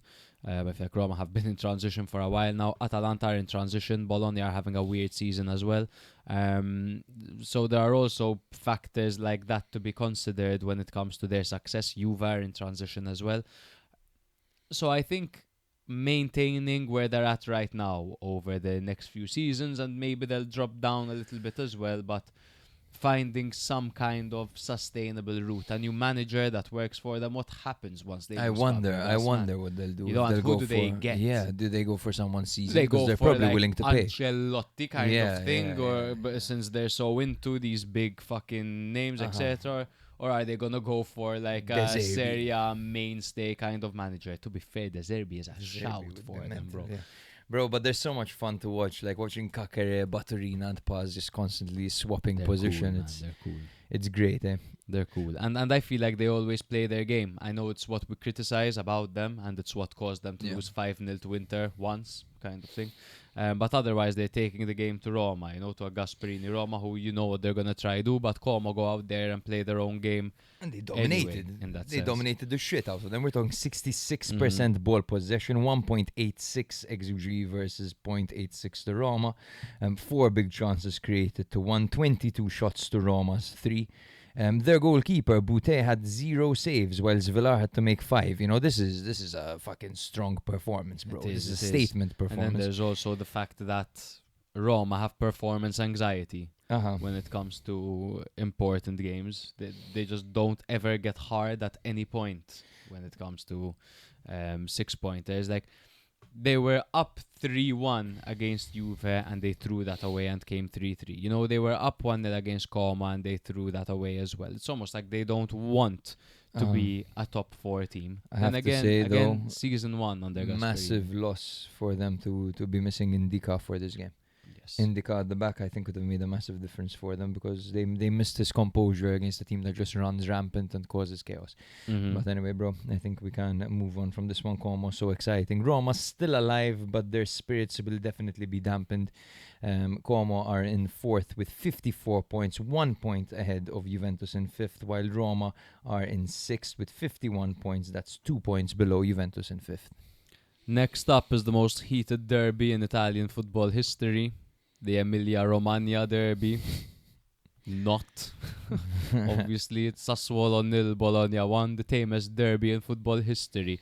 Yeah, it's because the fans show up and Bologna's fans are wondering, hey, where is everyone? Exactly. They're entering there with their daggers, like, and their flares. Like, come on, let's fucking do bro, this. the Bologna fans only care about one thing. Marijuana. I don't know if you've ever, like, noticed the flags and the stands and We've been to Bologna together, and yes, marijuana was everywhere. the hive. If you're one of those people, no judgment, believe me, no judgment at all. The second you go abroad, it's like, where am I gonna find weed? You don't have to worry when you're in Bologna, bro. It's everywhere. It's a student city. It's the chillest thing in the world.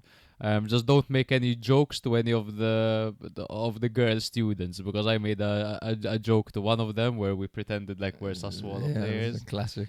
And Her hand was trembling in my face, giving me the middle finger. And bro, yeah, so it zooms in on the fans, and like every time you see a guy like this, then he just goes, like smoke coming out, and even the chant for El Azuzi, remember El Azuzi had contraband cigarettes. No, not even contraband cigarette. He was selling smoke. Vende il fumo. Alle 5:30, something like that. Yeah, that was crazy, man. San Donato. Exactly. yeah. Brilliant. El Azuzi, what a throwback. What a goal he had scored. So after Sassuolo's impressive run, they have now lost 2 in a row, coming off a loss to Lazio and now this loss to Bologna. Here they missed Pieragnolo, Kande, Boloca and Fadera. Bologna drew midweek in the Europa League to Roma, but were coming off an embarrassing 2-1 home loss to Hellas Verona. They missed Ferguson due to suspension. The previous encounter between these two sides was a 1-1 draw. It was a 4-3-3 formation for Grosso's men, Muric in goal, backline of Garcia, Muharemovic, Itzes and Valukovic, a midfield trio of Tordsvet, Matic and Kone, with Lauriante and Berardi flanking Pinamonti. 4-2-3-1 for Italianos, men, Skorupski in goal, backline of De Silvestri, Vitic, Lukumi and Miranda, Som and Moro in midfield with Orsolini, Odgaard and Cambiaghi playing behind Dallinga. Dallinga, who got the only goal of the game in the 5th minute, as Odgaard's deflected strike fell to Dallinga, who with his back towards goal, as the striker obviously, turned and finished into the corner expertly well. I mean, Bologna maintained the result from then on out. They knew what the major threat was that Sassuolo were offering. It was Lauriante and Berardi, and that's where they mainly focused most of their energy in going for a low block and not allowing these guys much space to operate, really. In fact, both Berardi and Lauriante had a very frustrating night, and thus so did Sassuolo. But when it comes to the defense of Bologna, I mean, Vitek and Miranda were notably fantastic in this game. And also a shout out to Lukumi and Zortea, who looked good too. Unfortunately, De Silvestri went off injured quite early, and there are some injury concerns for Bologna. And there have been. This season they've really struggled to find continuity with any forward players, especially particularly in the forward department. I thought this was a very well managed match from Italiano. I mean, the goal came nice and early. It was a gift, but what a way to hold on to it and to really limit a Sassuolo side that shows that, man, they can compete against anyone. Berardi, Pinamonti and Lauriante is a great front three, while their midfield trident is also very physical and technically able as well. So I thought that Bologna really managed this game well. And I thought that they managed the Roma game in the Europa League quite well as well, with Bernardeschi scoring, and then it was Pellegrini who got the equalizer 1-1 in the first leg. I'm curious to see what happens. They are an annoying little mosquito bite in Roma at the moment. A Roma who, I've been hearing here or there that they should focus on the Europa League, and that they're not favourites for the Europa League, but they're in for a good chance. Look, I know Gasperini's won it before, but do not take Italiano for granted in these competitions, man, because Italiano knockout competitions can bury you. So that is still something that we could potentially see happening. Sassuolo did try to respond to this way of Bologna's playing with the low block. They tried to respond with higher pressing with Inzola and Volpato on a 4-2-3-1, but they struggled to break down Bologna's defensive block completely. And that was the story. No real drama in this game, no real key moments outside of the goal. It was an early goal by Dallinga, who is obviously not the favoured striker, and I think for a reason, because Castro is younger and he brings a lot more different unique qualities that perhaps Dallinga doesn't have, but useful. He's a useful player up top. Dallinga's a tidy player, while Castro's a grittier player, and I think Italiano values that grit a little bit more. And to be honest, especially for pressing, I think I would too. I'm not a big fan of Dallinga. I much prefer Castro. We have some comments wrote to read out. Ew, como, says Tyson. Hate to see an anti-Italian football team win this one, right? Yes. Dodgy sponsorship deals loading for Como. The only reason Como can do this right now is because they can bypass FFP laws by the back-to-back promotion laws. They can't sustain this financial spending after the next years realistically. Yes, however, the players they have brought in are young and extremely talented with very high ceilings. So he says, I reckon they'll also have issues registering a proper squad for the Champions League due to the homegrown rules which they don't really follow. That's an absolutely good that's point. an interesting point. Yes, well done. Yes, yeah, very good point.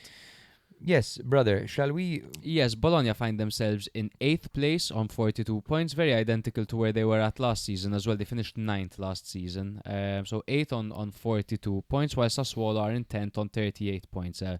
Keep in mind, Sassuolo were promoted last season, so this is a great achievement for Grosso and Sassuolo. Monday night, and I like the way you move. Cremonese Fiorentina. So this was a crucial relegation clash and a match that apparently would determine Davide and Nicola's future.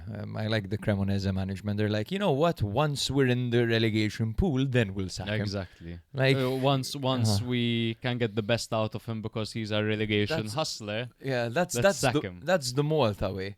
We'll have the most dangerous road ever. When there's an accident and someone fucking hurts terribly and it makes the news, then you fix it, right? That's very, very Maltese management by Cremonese. That road next to our house growing up, man. The one to take you to Telatalla Uomo. The one that they say there are no lights in the street because neither Nashar or Mosta claim it as their road. Yeah, so like, no it's yours, council, you have to pay for the lights. No, it's yours, you have to pay for the lights, so there are no lights. And there are no barriers to one of the most insane drops in Malta. Once a car flipped over and fell down to the bottom and someone fucking died. They're like, barriers. Barriers would be. Shall we share the budget for this? We as the council are of the belief that barriers would be beneficial in this area.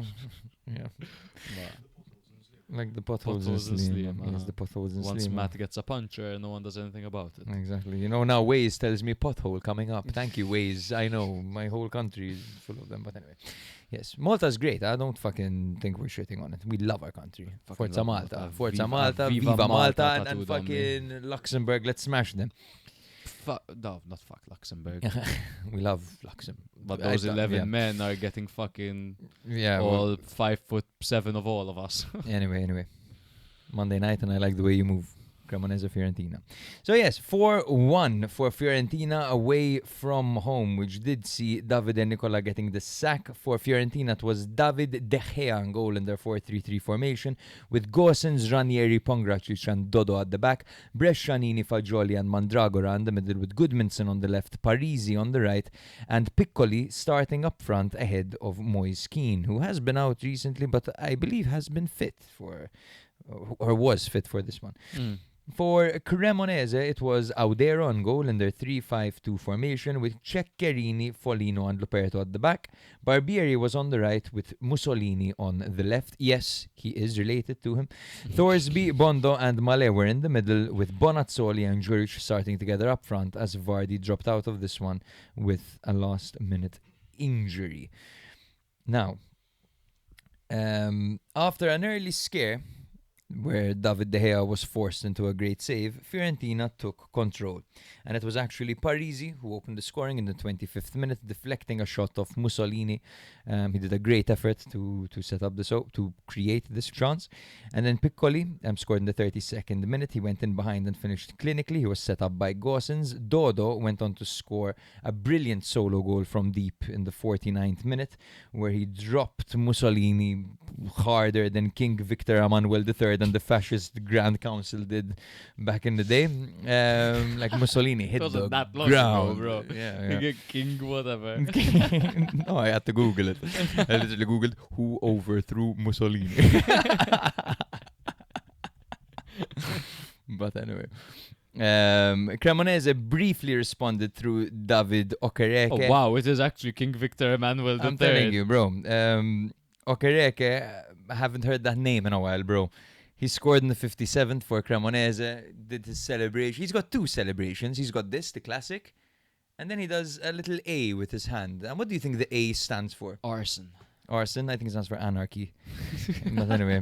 And then, obviously, of course, in the 70th minute, it was Albert Goodmanson who showed that Fiorentina were really feeling their stuff. Brescianini hit him with a back heel. And who was it who got the assist, brother? Someone. For Brescianini. For Goodmanson, the last one. Piccoli. Piccoli, and then back heeled it to Goodmanson, who curled it into the top. This, for me, was a statement display by Fiorentina. There were statement displays all around this week. Lazio had a statement display saying, like, we get our fans, we perform, Lotito, literally. Como saying, we can do this, we can challenge, you know.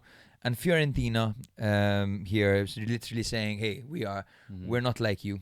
Yeah, Daver Santorino had a good one as well. Yeah, of course. Yeah. And Atalanta as well after the Champions League saying, hey, that's just Europe.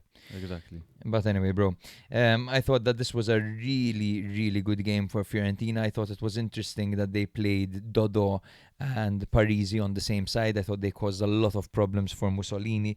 They really stretched and dominated the wing backs. They attacked vertically, bro. They were technically much better. There was a whole lot of quality. You have to go match day 29. It's on 30. Azad, there we go. Azad day. No problem. I'm seeing you looking at the fixture, looking at the order I sent you. Looking at the fixture. Hilarious. Nate the Great, huh? Bro, but what I do want to talk to you about, because we were never really totally worried or stressed that Fiorentina would go down, right? They're just too good. But Cremonese now, man, as things stand, they scored 5 goals in the last 15 games. My God. They got the majority of their points in the first 9 games of the season, and since they've been struggling hard, man. Nicola has been sacked. Gianpaolo has been brought in. Of course, you'll remember Gianpaolo from Milan. He has also managed Torino, Sampdoria and Lecce. His Sampdoria team was excellent. He had Quagliarella finishing top scorer over Cristiano Ronaldo. His football includes very meticulous play and a lot of attention to detail. He's an astute tactician. High intensity, and he usually plays in a narrow 4-3-1-2. His systems tend to rely heavily on a trequartista. At Sampdoria, he had Ramirez. Remember Ramirez? Yeah. At Milan, he had tried to force Suso into that position, if you remember clearly. And at Cremonese, who's going to fit in that position? Who is Cremonese's trequartista? Who is Cremonese's trequartista? Brilliant question. Maybe like Van de Putte. That would be cool. Maybe Van de Putte. Yeah, I think he's the best one. Unless he brings a certain Tony Sanabria back, who can kind of play that role as well. That's not a bad idea. He's very clever with his passing and his vision. Yeah. But I think Van de Putte, right? I think Van de Putte. I think it has to be. Interesting. You know what? Even Bondo closer to goal wouldn't be bad. But less orthodox. Less orthodox. He prefers Ramirez wasn't the most nimble. Male isn't bad in that role. But Male gives you a lot of industry in the middle. He does. I like Male in the middle. Yeah. I think he's a little gladiator, a little warrior. Male in the middle. Anyway, yes, this was a very entertaining game for a Monday night, but I feel terribly sorry for Cremonese. But anyway, when it comes to the standings, we've got Fiorentina in 16th now with 28 points. That's 4 points off of the drop. Feels like the first time in a while. While Cremonese are in 18th, their first time in the drop in a while, and they've got 24 points. 3 points off of Lecce in 17th. Yeah, and one thing I was going to say is that, of course, Cremonese can get a bit of a reaction from the signing of their new manager. That little kind of boost that they get, which Manager is exactly bounce, right? the manager bounce, which is exactly what Torino are getting right now, as they beat Parma 4-1. He's back. What a transit! What a segue, bro! Wow. I'm definitely ending up at the vet tonight, by the way. he's not peeing. Right apparently. now, he's not peeing. No. Fuck, man. Since hiring D'Aversa on the 23rd of February, Torino have 2 wins in 3 matches, losing only to champions Napoli but beating Lazio 2-0 and now destroying Parma. They missed Savva and Abuklal in this game. Still gooning over their win against Milan and 3-match winning streak and 5-game unbeaten run, Cuesta's men have finally lost. They missed Almqvist, Friggin and Bernabé. The previous encounter between these two sides was Parma 2, Torino 1. Paleari in goal for Torino in a 3-4-1-2 formation. Backline of Ebosse, Smiley and Coco, with Obrador on the left, Pedersen on the right, midfield 2 of Ginetis and Ilkan, with Vlasic playing behind Shea Adams and Giovanni Simeone. It was a 3-1-4-2 for Cuesta's men, with Zion Suzuki in goal. Backline of Del Prato, Troilo and Circati. Keita was a defensive midfielder with Ordonez and Sorensen ahead of him. Kremaski on the right, Valerio on the left, with Pellegrino and Strefezza starting up front together. Now, Giovanni Simeone scored in the 3rd minute. Keita lost the ball in midfield. Vlasic carried the ball forward and Simeone slotted in through the legs of a very rusty Zion Suzuki, who should be doing a lot better over there. But then again, Carnesecchi and Villar did the same thing. Carnesecchi and Villar did the same thing. So Where's I won't Norbert? give him too much shit. Magnan didn't do it. Pellegrino leveled in the 20th minute with a smart header off of a Strefezza cross. Great trademark header by Pellegrino at this point.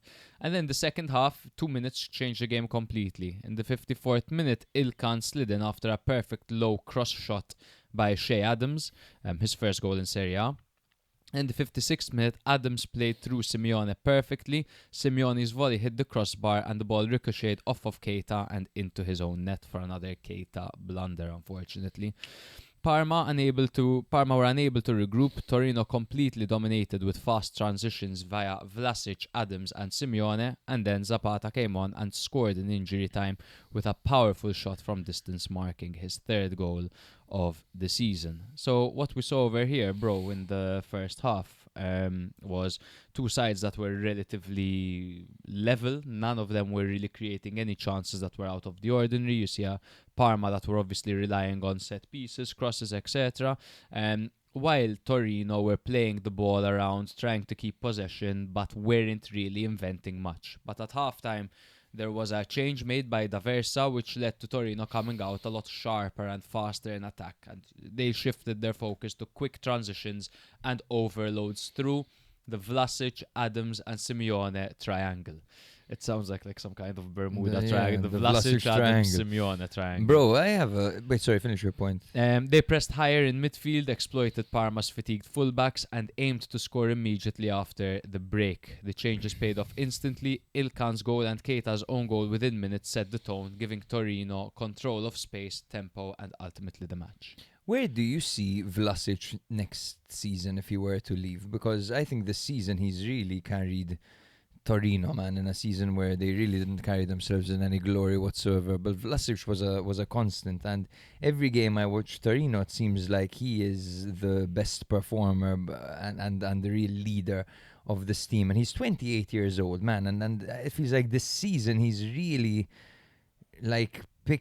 found a new gear. He's on 6 goals, 3 assists this season. I'm curious to see how that fares compared to the rest of his career. So in all comps, exactly, he's got 7 goals, 5 assists this season.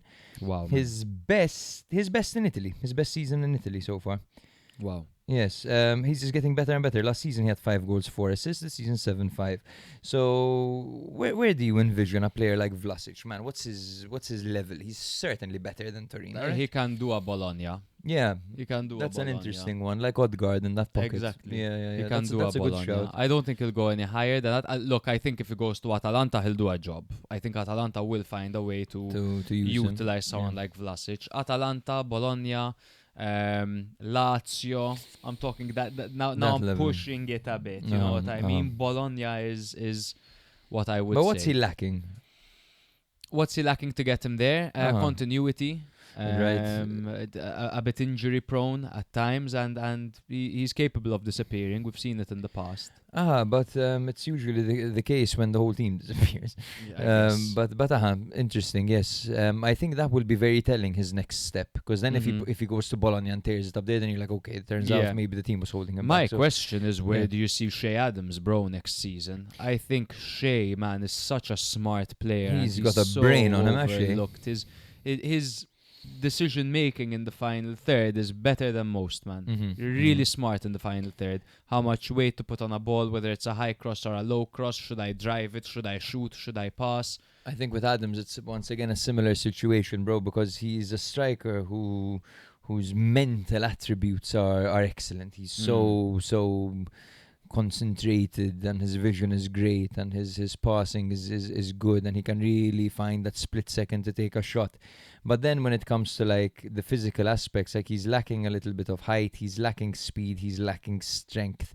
So those are something, and he's 29. So no top teams are gonna come flocking for him. So I think it's quite a similar situation to you, where maybe this might be his level, if not a little bit more, right? Maybe again, like you said, like Bologna. Since Bologna seems to be the talking point. But let me take a look at the table and see if any teams stand out to me as good. I think, for example, even Lazio, bro, to be honest, they could use a striker like him right now. Look, if you play with a front two, he's a good partner, man, for anyone. If you're single. But like, I don't know, even as a substitute for one of the bigger teams, like let's say, I don't know, Milan play a 3-5-2, there's the opportunity of bringing Shea Adams off the bench. It's a shout. It's not exactly something that would get me too excited, but he's capable because he's smart, and tactically, if Allegri would want him to play this way, then I think he would play that way. There's no real ego about him. There's no, he's a proper team player, man. Not much of a goal scorer, but a team player. Absolutely, bro. So, Parma, of course. Daniel, said, if I was Corvi, I'd be absolutely fuming. He had more than earned his place in the starting 11, and that's it's interesting. True, I think, he had really good games, Corvi. He had some really good games while Suzuki was out. I think with Suzuki being the starter and he was out injured and you don't give him a run out when he's back, I think that could cause a bit of conflict. But I think give him a few more games if he continues to be error prone. Because look, Suzuki has mistakes in him, but then he also has fucking... He has some, yes. Insane saves to the point as well. That, that he's been linked to big teams like Milan. Yeah. For fuck's sake, and a player who's making that many mistakes shouldn't be linked to a team like Milan. Absolutely. Yeah. Okay, that's that for this game. Of course, Keita had a nightmare. Suzuki made mistakes. Parma, trying to stick a bit too much to the set pieces and to the crosses, and that didn't work out for them. I feel like Torino were really on it in this game. Torino find themselves in 14th on 33 points, while Parma find themselves in 12th on 34 points. Which takes us to one of the most fun teams to watch at the moment in Serie A. Yes, we are talking about the great Genoa, the oldest club in Italy. And they have been on fire since the appointment of Daniele De Rossi.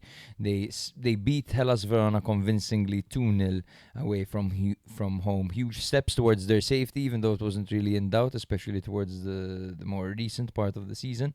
But they are now 9 points off of the relegation zone, while Hellas Verona remains stuck in 19th place. We are talking Bilo in goal. Good goaler, Bilo. Yeah. Vasquez, Ostigard and Marcandalli at the back in a 3-5-2 with Sabelli and Ellertson on the flanks, Malinovsky, Frendrup and Junior Messias starting in the middle with Colombo and Ekuban starting together up front. The first half was actually cagey with very few chances. Verona came the closest very early on when Akpa Akpro crossed and it hit the crossbar. Now I love this. Akpa Akpro scored recently, so he's shooting all the time now. Ekuban also had Genoa's best opportunity.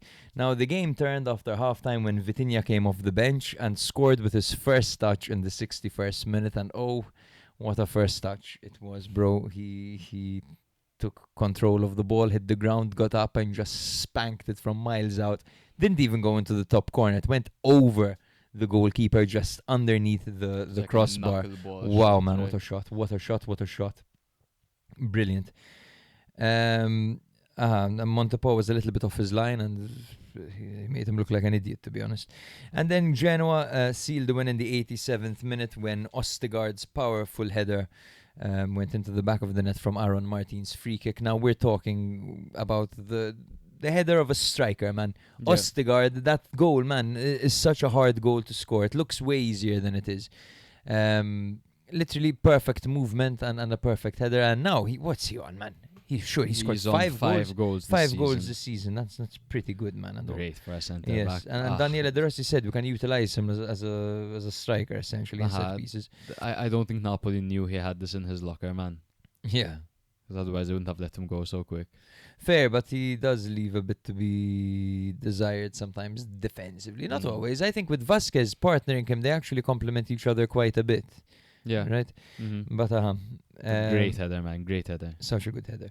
Now, Frendrup, I thought... Frendrup, I think, is the difference between Genoa and, like, I don't know, the teams around them. Like the teams slightly below them. Because you have a player who is very experienced at the highest level, who just has this calm aura around him, who's constantly available, who's a silent leader in his own regard, and who just... who dictates the tempo from side to side. Like we were just talking about Parma, where Keita gave the ball away stupidly in midfield, and he plays in the same role that Frendrup plays in. You will not catch Frendrup doing that. Absolutely. He's a very clean, tidy, press-resistant number 6. And when you have a player like Frendrup, you afford to put more offensive players around him. Like, in fact, he was flanked by Messias and Malinovsky. Because you just know he's going to sit back and he's going to dictate. And his movement is good enough that he's not going to get caught out. You know, he's a great player, man, Frendrup. I'm a big fan. Verona are winless at home since December. They're 19th with 18 points, while relegation is looking increasingly likely. This is the year, bro, unfortunately for them and for our new patrons. I'm afraid so. And it came when we got all these new Verona patrons. It's a real shame because we always joked about how Verona would start the season badly, the repair auction would arrive, right?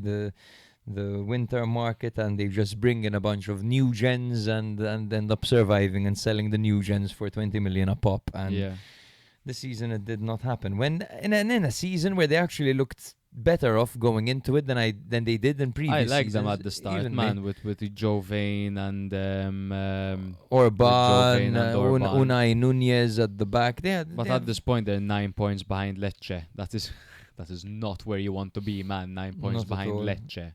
Yeah, they're preparing for Serie B, unfortunately. For them. The teams just outside the relegation zone, Lecce, Fiorentina, Cagliari, and Torino. I don't remember there being relegation threatened sides that racked up these amount of victories in the league. 7 wins, 9 wins. We are looking at a Serie that has been under a lot of criticism recently, brother. We're talking about a Serie that everyone's like, oh, where's the quality? Look at the top scorers. This league is finished. This league is dusted. But in reality, man, the teams this is the most well-coached Serie I can remember in a while. Because there's no team that's a walkover, man. Every team will give you a fucking hard time, man. You know, I mean, the Pisa and Hellas Verona are no bad teams. Probably the worst team in the league right now is Cremonese, and they're not an easy game. Yeah. But anyway, bro, we all know where they stand, of course. I will repeat just for clarity's sake. We're talking Genoa in 13th with 33 points and Hellas Verona dead last with 18 points. The final game, right? You don't have any more. No, after we're done this. The after final this, yeah. game is Pisa 3, Cagliari 1. A very interesting game this was. Pisa got their second win of the season and their first under Hillier mark. This came a week after their 4-0 loss to Juventus. They missed Vural, Scuffé and Denun. Cagliari are putting themselves in danger now. 4 losses and 2 draws in their last 6. Esposito was suspended, Belotti, Borelli, Felici and Idrissi injured. The previous encounter between these two sides was a 2-2 draw. 3-4-3 formation for Pisa with Nicholas in goal. Nicholas? Straight up fucking Nicholas, Brazilian for sure. Carnestrelli, Caracciolo and Calabresi, Triple C at the back. Angori on the left, Leris on the right. Midfield 2 of Marin and Abisher. Tramoni and Moreo flanking Duros and me. Cagliari played a 4-4-2, Caprile in goal, backline of Pedro, Mina, Dossena and Obert, midfield of Palestra, Dopo, Gaetano and Sulemana, with Kilic Soy and Michael Folorunshaw starting up front together. Nicholas is Brazilian. Crazy. Because Milan had a keeper named Gabriel once, you remember that? He was Brazilian. Now in reality, that have 4 or 5 names. I know. Gabriel Dos Santos. You know, I Souza had de la memorized Hoya. Kaká's name. I wonder if I still remember it. I know it. Ricardo Izekson dos Santos Lecce. That is that later. I thought Lecce. but upon meeting Brazilians, you know it's Lecce. It's Lecce. 9th minute, Pisa go ahead as Calabresi is brought down on the edge of the box and it was given as a penalty, very tight. Moreo converted confidently from the spot. In the 37th minute, there was a huge turning point as Duros in me was sent off for kicking out at Mina off the ball. Duros and me, Duros and you. He obviously kicked Mina because Mina would have been telling him something with the clear goal of getting him sent off. So he left Pisa. And I messaged on the group chat, Pisa can't fucking help themselves, can they? They just went 1-0 up against Cagliari. It's the 37th minute and their January most expensive signing, I believe, just kicks Mina off the ball. How stupid. How stupid. Or how good is Mina at this game? Mina will. He's the CEO. He knows how. He's a rage baiter. Yeah, exactly. Great use of that unk. After the red card, Pisa dropped into a 3-5-1, but instead of sitting deep, they stayed compact and looked to break quickly. Their transitions actually became cleaner with 10 men because everything became more direct. Cagliari switched back to a 4-4-2, and that should have given them more control, but instead it exposed them. There were distances between lines. The distances between the lines were poor. Defensive marking was chaotic, and they struggled badly with aerial and second ball situations. In the 52nd minute, Pisa made it 2-0 as a long throw caused chaos. Folorunshaw accidentally flicked it on, and captain Caracciolo banged it in at the near post for his first goal of the season. 35-year-old Capitano. Brilliant scenes. And if that wasn't enough, 2 minutes later, a corner is flicked on by Raul Albiol and it falls to someone with an empty net. Who was it? You guessed it, Capitano Caracciolo again, for his second goal of the season, at his second goal in 2 minutes in this game. He went mental. Man. What a moment. I love that. It's so good to see. And, you know, they go 3-0 up with 10 men against Cagliari. Cagliari pulled one back in the 66th minute as Pavoletti. This is just a retirement match at this point. Interesting thing. At how old is Pavoletti nowadays? 37, 38, something like. He's old. Yes. I noticed that he's got a new celebration early in your career to come up with a celebration. The celebration is this. At first, I thought he was calling the fans losers. No, his name's Leonardo. Oh my! So he's scoring and putting an L in the air. Leonardo. That's me. So the A. Uh-huh. What's his first name? Okereke. What's I think his first name is David, bro. Let's confirm that. David. It is David. Yeah. It's fucking Dave. So Pavoletti finished acrobatically after a long ball forward on the defensive lapse, and then the 78th minute, Cagliari went down to 10 men as Ober received a second yellow card for a foul on Leris. But bro, it's all about Caracciolo, fuck everything else. 35-year-old journeyman who represented clubs like Gubbio, Genoa, Brescia, Cremonese, Hellas and Pisa for his entire career. A brace that makes this entire journey worthwhile, but surely this is all in vain for Pisa. right? It's There's all no- in vain there's for no Pisa, but way. these are the moments their fans will remember. Yeah? I mean, Exactly. they would have had a good time at the stadium. They had a good run in Serie A. I think they have a decent project, and I wouldn't rule them getting promoted again in the near future. But I don't think they were quite ready. Though I don't think the investment was there when it comes to players, man. You know, Yeah. I think the sporting wise, like when it comes to like how the team is managed, it was managed well, but it's just that that next step to Serie A was not taken. And I think they took too many risks that didn't pay off.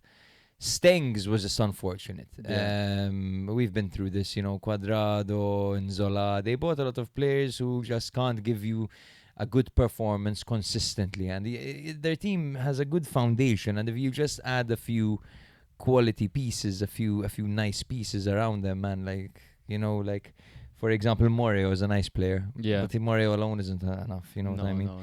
Uh-huh. I think a few more loan deals could have really Yeah. helped them. A few more players with Serie A experience. Look at their squad. I mean, sure, they got Quadrado. You know I what mean, but Quadrado. It's not. Ask Tim, what's Quadrado gonna give you? Mm. Tim fucking hates Quadrado. Tyson gave us an update on the Champions League, bro. Barcelona are beating Newcastle 7-2. So there's What, bro? all the Prem teams making fun of Atalanta. How about that? Barcelona are beating Newcastle 7-2. Yeah, I that- thought you said Newcastle are beating. I don't know. I thought you said Newcastle are beating Barcelona 7-2. No. That's why you Jeez. reacted like Eh, that. the Prem. Yeah. To those who call Serie A weak, Daniel said, Chelsea 8-2, City 5-1, Newcastle 8-3, and counting Spurs still to come, and maybe Liverpool too. The almighty Premier League, all that cash and still shit. Wankers. Wait, what can I say? Wait. Yeah. Look, personally, I don't care what they do, because I know that if I go to a stadium in Italy, I'm going to go somewhere real. Whereas if I go to a stadium in the top division, in the top flight of English football, I'm going to go somewhere that is a tourist attraction, somewhere where the working class, the real fans, the real driving force behind the club can't even afford to be there. I know which stadium I would rather go to. I want the €5 ticket, please, to watch Pisa behind the goalpost. Exactly. Put That's me what I in the Unipol Domus, Yes, where bro. I could smell Petania. Petania? Petania. He's Has been fucking on, bro. killing Monza, it, bro. Monza are gonna be back. Like That's gas. that's gas. And in fact, They're Venezia second.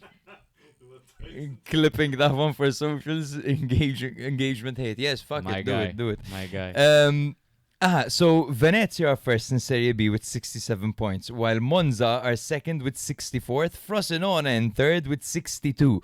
And the title race is very much alive. And the next game, which will take place on the 21st, is Monza-Venezia. Oh my That's a massive God. game, bro. Insane. Massive game. Top two against Insane. each other. Insane. And if Monza win, they literally overtake them by 1 point. So that's absolutely ginormous. And I want to tell you as well the stats on Petania, right? Because we are, at the end Yes. of the day, we're here because of Petania. I don't care what anyone says. So, Petania season, yes, that's the one. He is on 7 goals and 1 assist this year in Fuck Serie B. yes. Not bad. Fuck yes, Petania. Hell yes. Yeah, let's make it double figures, King. Let's go. Just one note on Cagliari. They are the most unpredictable team this season. They've got wins over Juve, Fiorentina and Roma. Now they're on a 6-match winless run that was followed by a 3-match winning streak. The biggest gamble that they took going into the season was employing 39-year-old coach Pisacane with little to no experience, especially after, the last 3 seasons at the likes of Ranieri and Nicola, who have so much experience. Do they stick with Pisacane next year? Of course. If Pisacane helps them survive, the way they've been playing and how organized they've looked, and how the value of some of these players is increasing, I think this is a sustainable project. I don't think it's a fluke, man, what Pisacane has managed to do. We've seen exactly experienced managers like Zanetti and Nicola struggling more with consistency than this guy has. But we'll just see if he can keep this group together until the very end. They're so close, and the problem is now that they're experiencing a few injuries. Man, they were so unlucky, bro, with their attack. Like it's the fact that they're still scoring goals is mental because Belotti, Esposito, and Borelli and Felici are all out. Like for this one, you know what I mean? Like they're playing with scraps and they're still managing. They're playing with Folorunshos as a striker and Sulemana on the wing. You know what I mean? Yeah. So, I think Pizzakane, I think he's done a great job for the most part. Now he's a bit of a free fall. I mean, look at that form: loss, draw, loss. That needs to be addressed, of course. Who's next? They're on 30 points in 15th place, which still isn't ideal. However, P's are now far worse situation: 19th place, 18 points, level on points with last place Verona.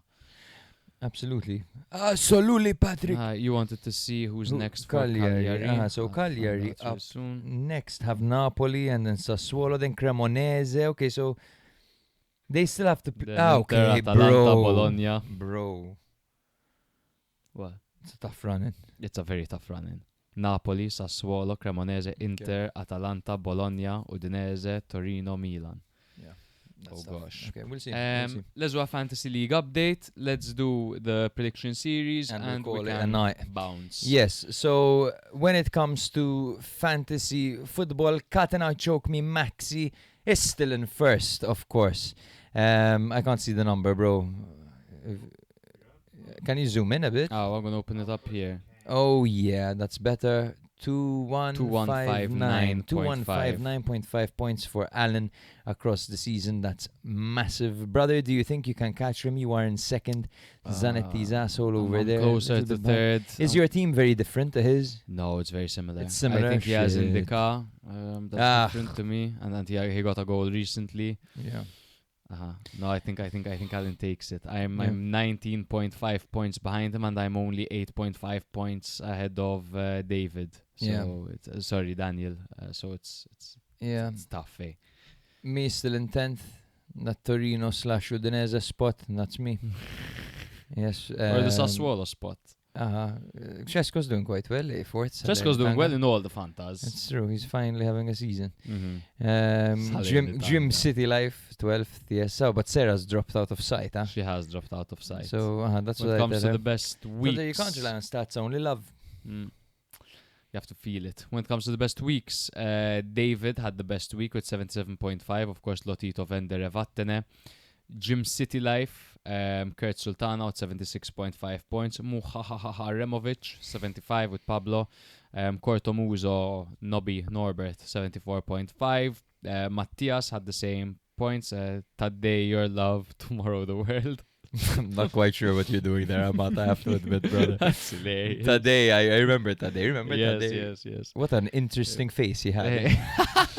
And hair. The face and the hair combo was bizarre. Then you see Choke Me Maxi is here and I'm not. 74 points. Alan, of course, and Tanino Batman Choco Loco Choco Saul Coco. Also at 74. Yeah.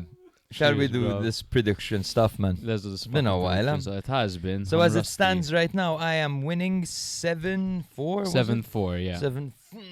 Hey, a winner. So you start.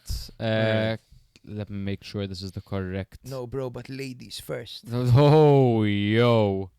All right. Yo. All right. So I'm pulling up the fixtures. Yep, here we are. I'm right here. So start with Cagliari Napoli. Cagliari Napoli win. Napoli win. Genoa Udinese, I'm gonna go draw. I'm gonna go Genoa win. Parma Cremonese. I'm gonna go. See the standings 1 second. Draw for me. I'm gonna go Parma win. Milan Torino. I'm gonna go Milan win. Milan Torino. I'm gonna go Milan win. Juve Sassuolo. Juve. Go Juve as well. Como Pisa. I'm gonna go Como. Atalanta Verona.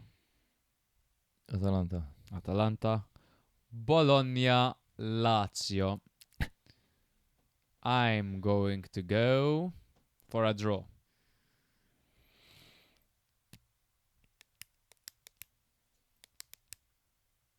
Me too. Roma Lecce. Roma Lecce. Draw. Oh my God, no Roma. I'll take that one from you. Thank you very much. And Fiorentina Inter. I'm gonna go Inter. Same, Inter. Guys, thank you so much for listening to this episode. We'll be back next week, hopefully. Well, I don't know, man. I'll see if I'll be back next week. I'll see if not. I mean, if we do it on Wednesday, could be.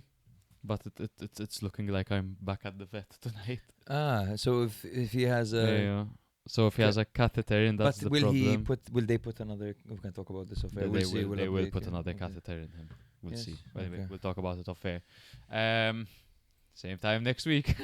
Ciao, ciao. Ciao, guys.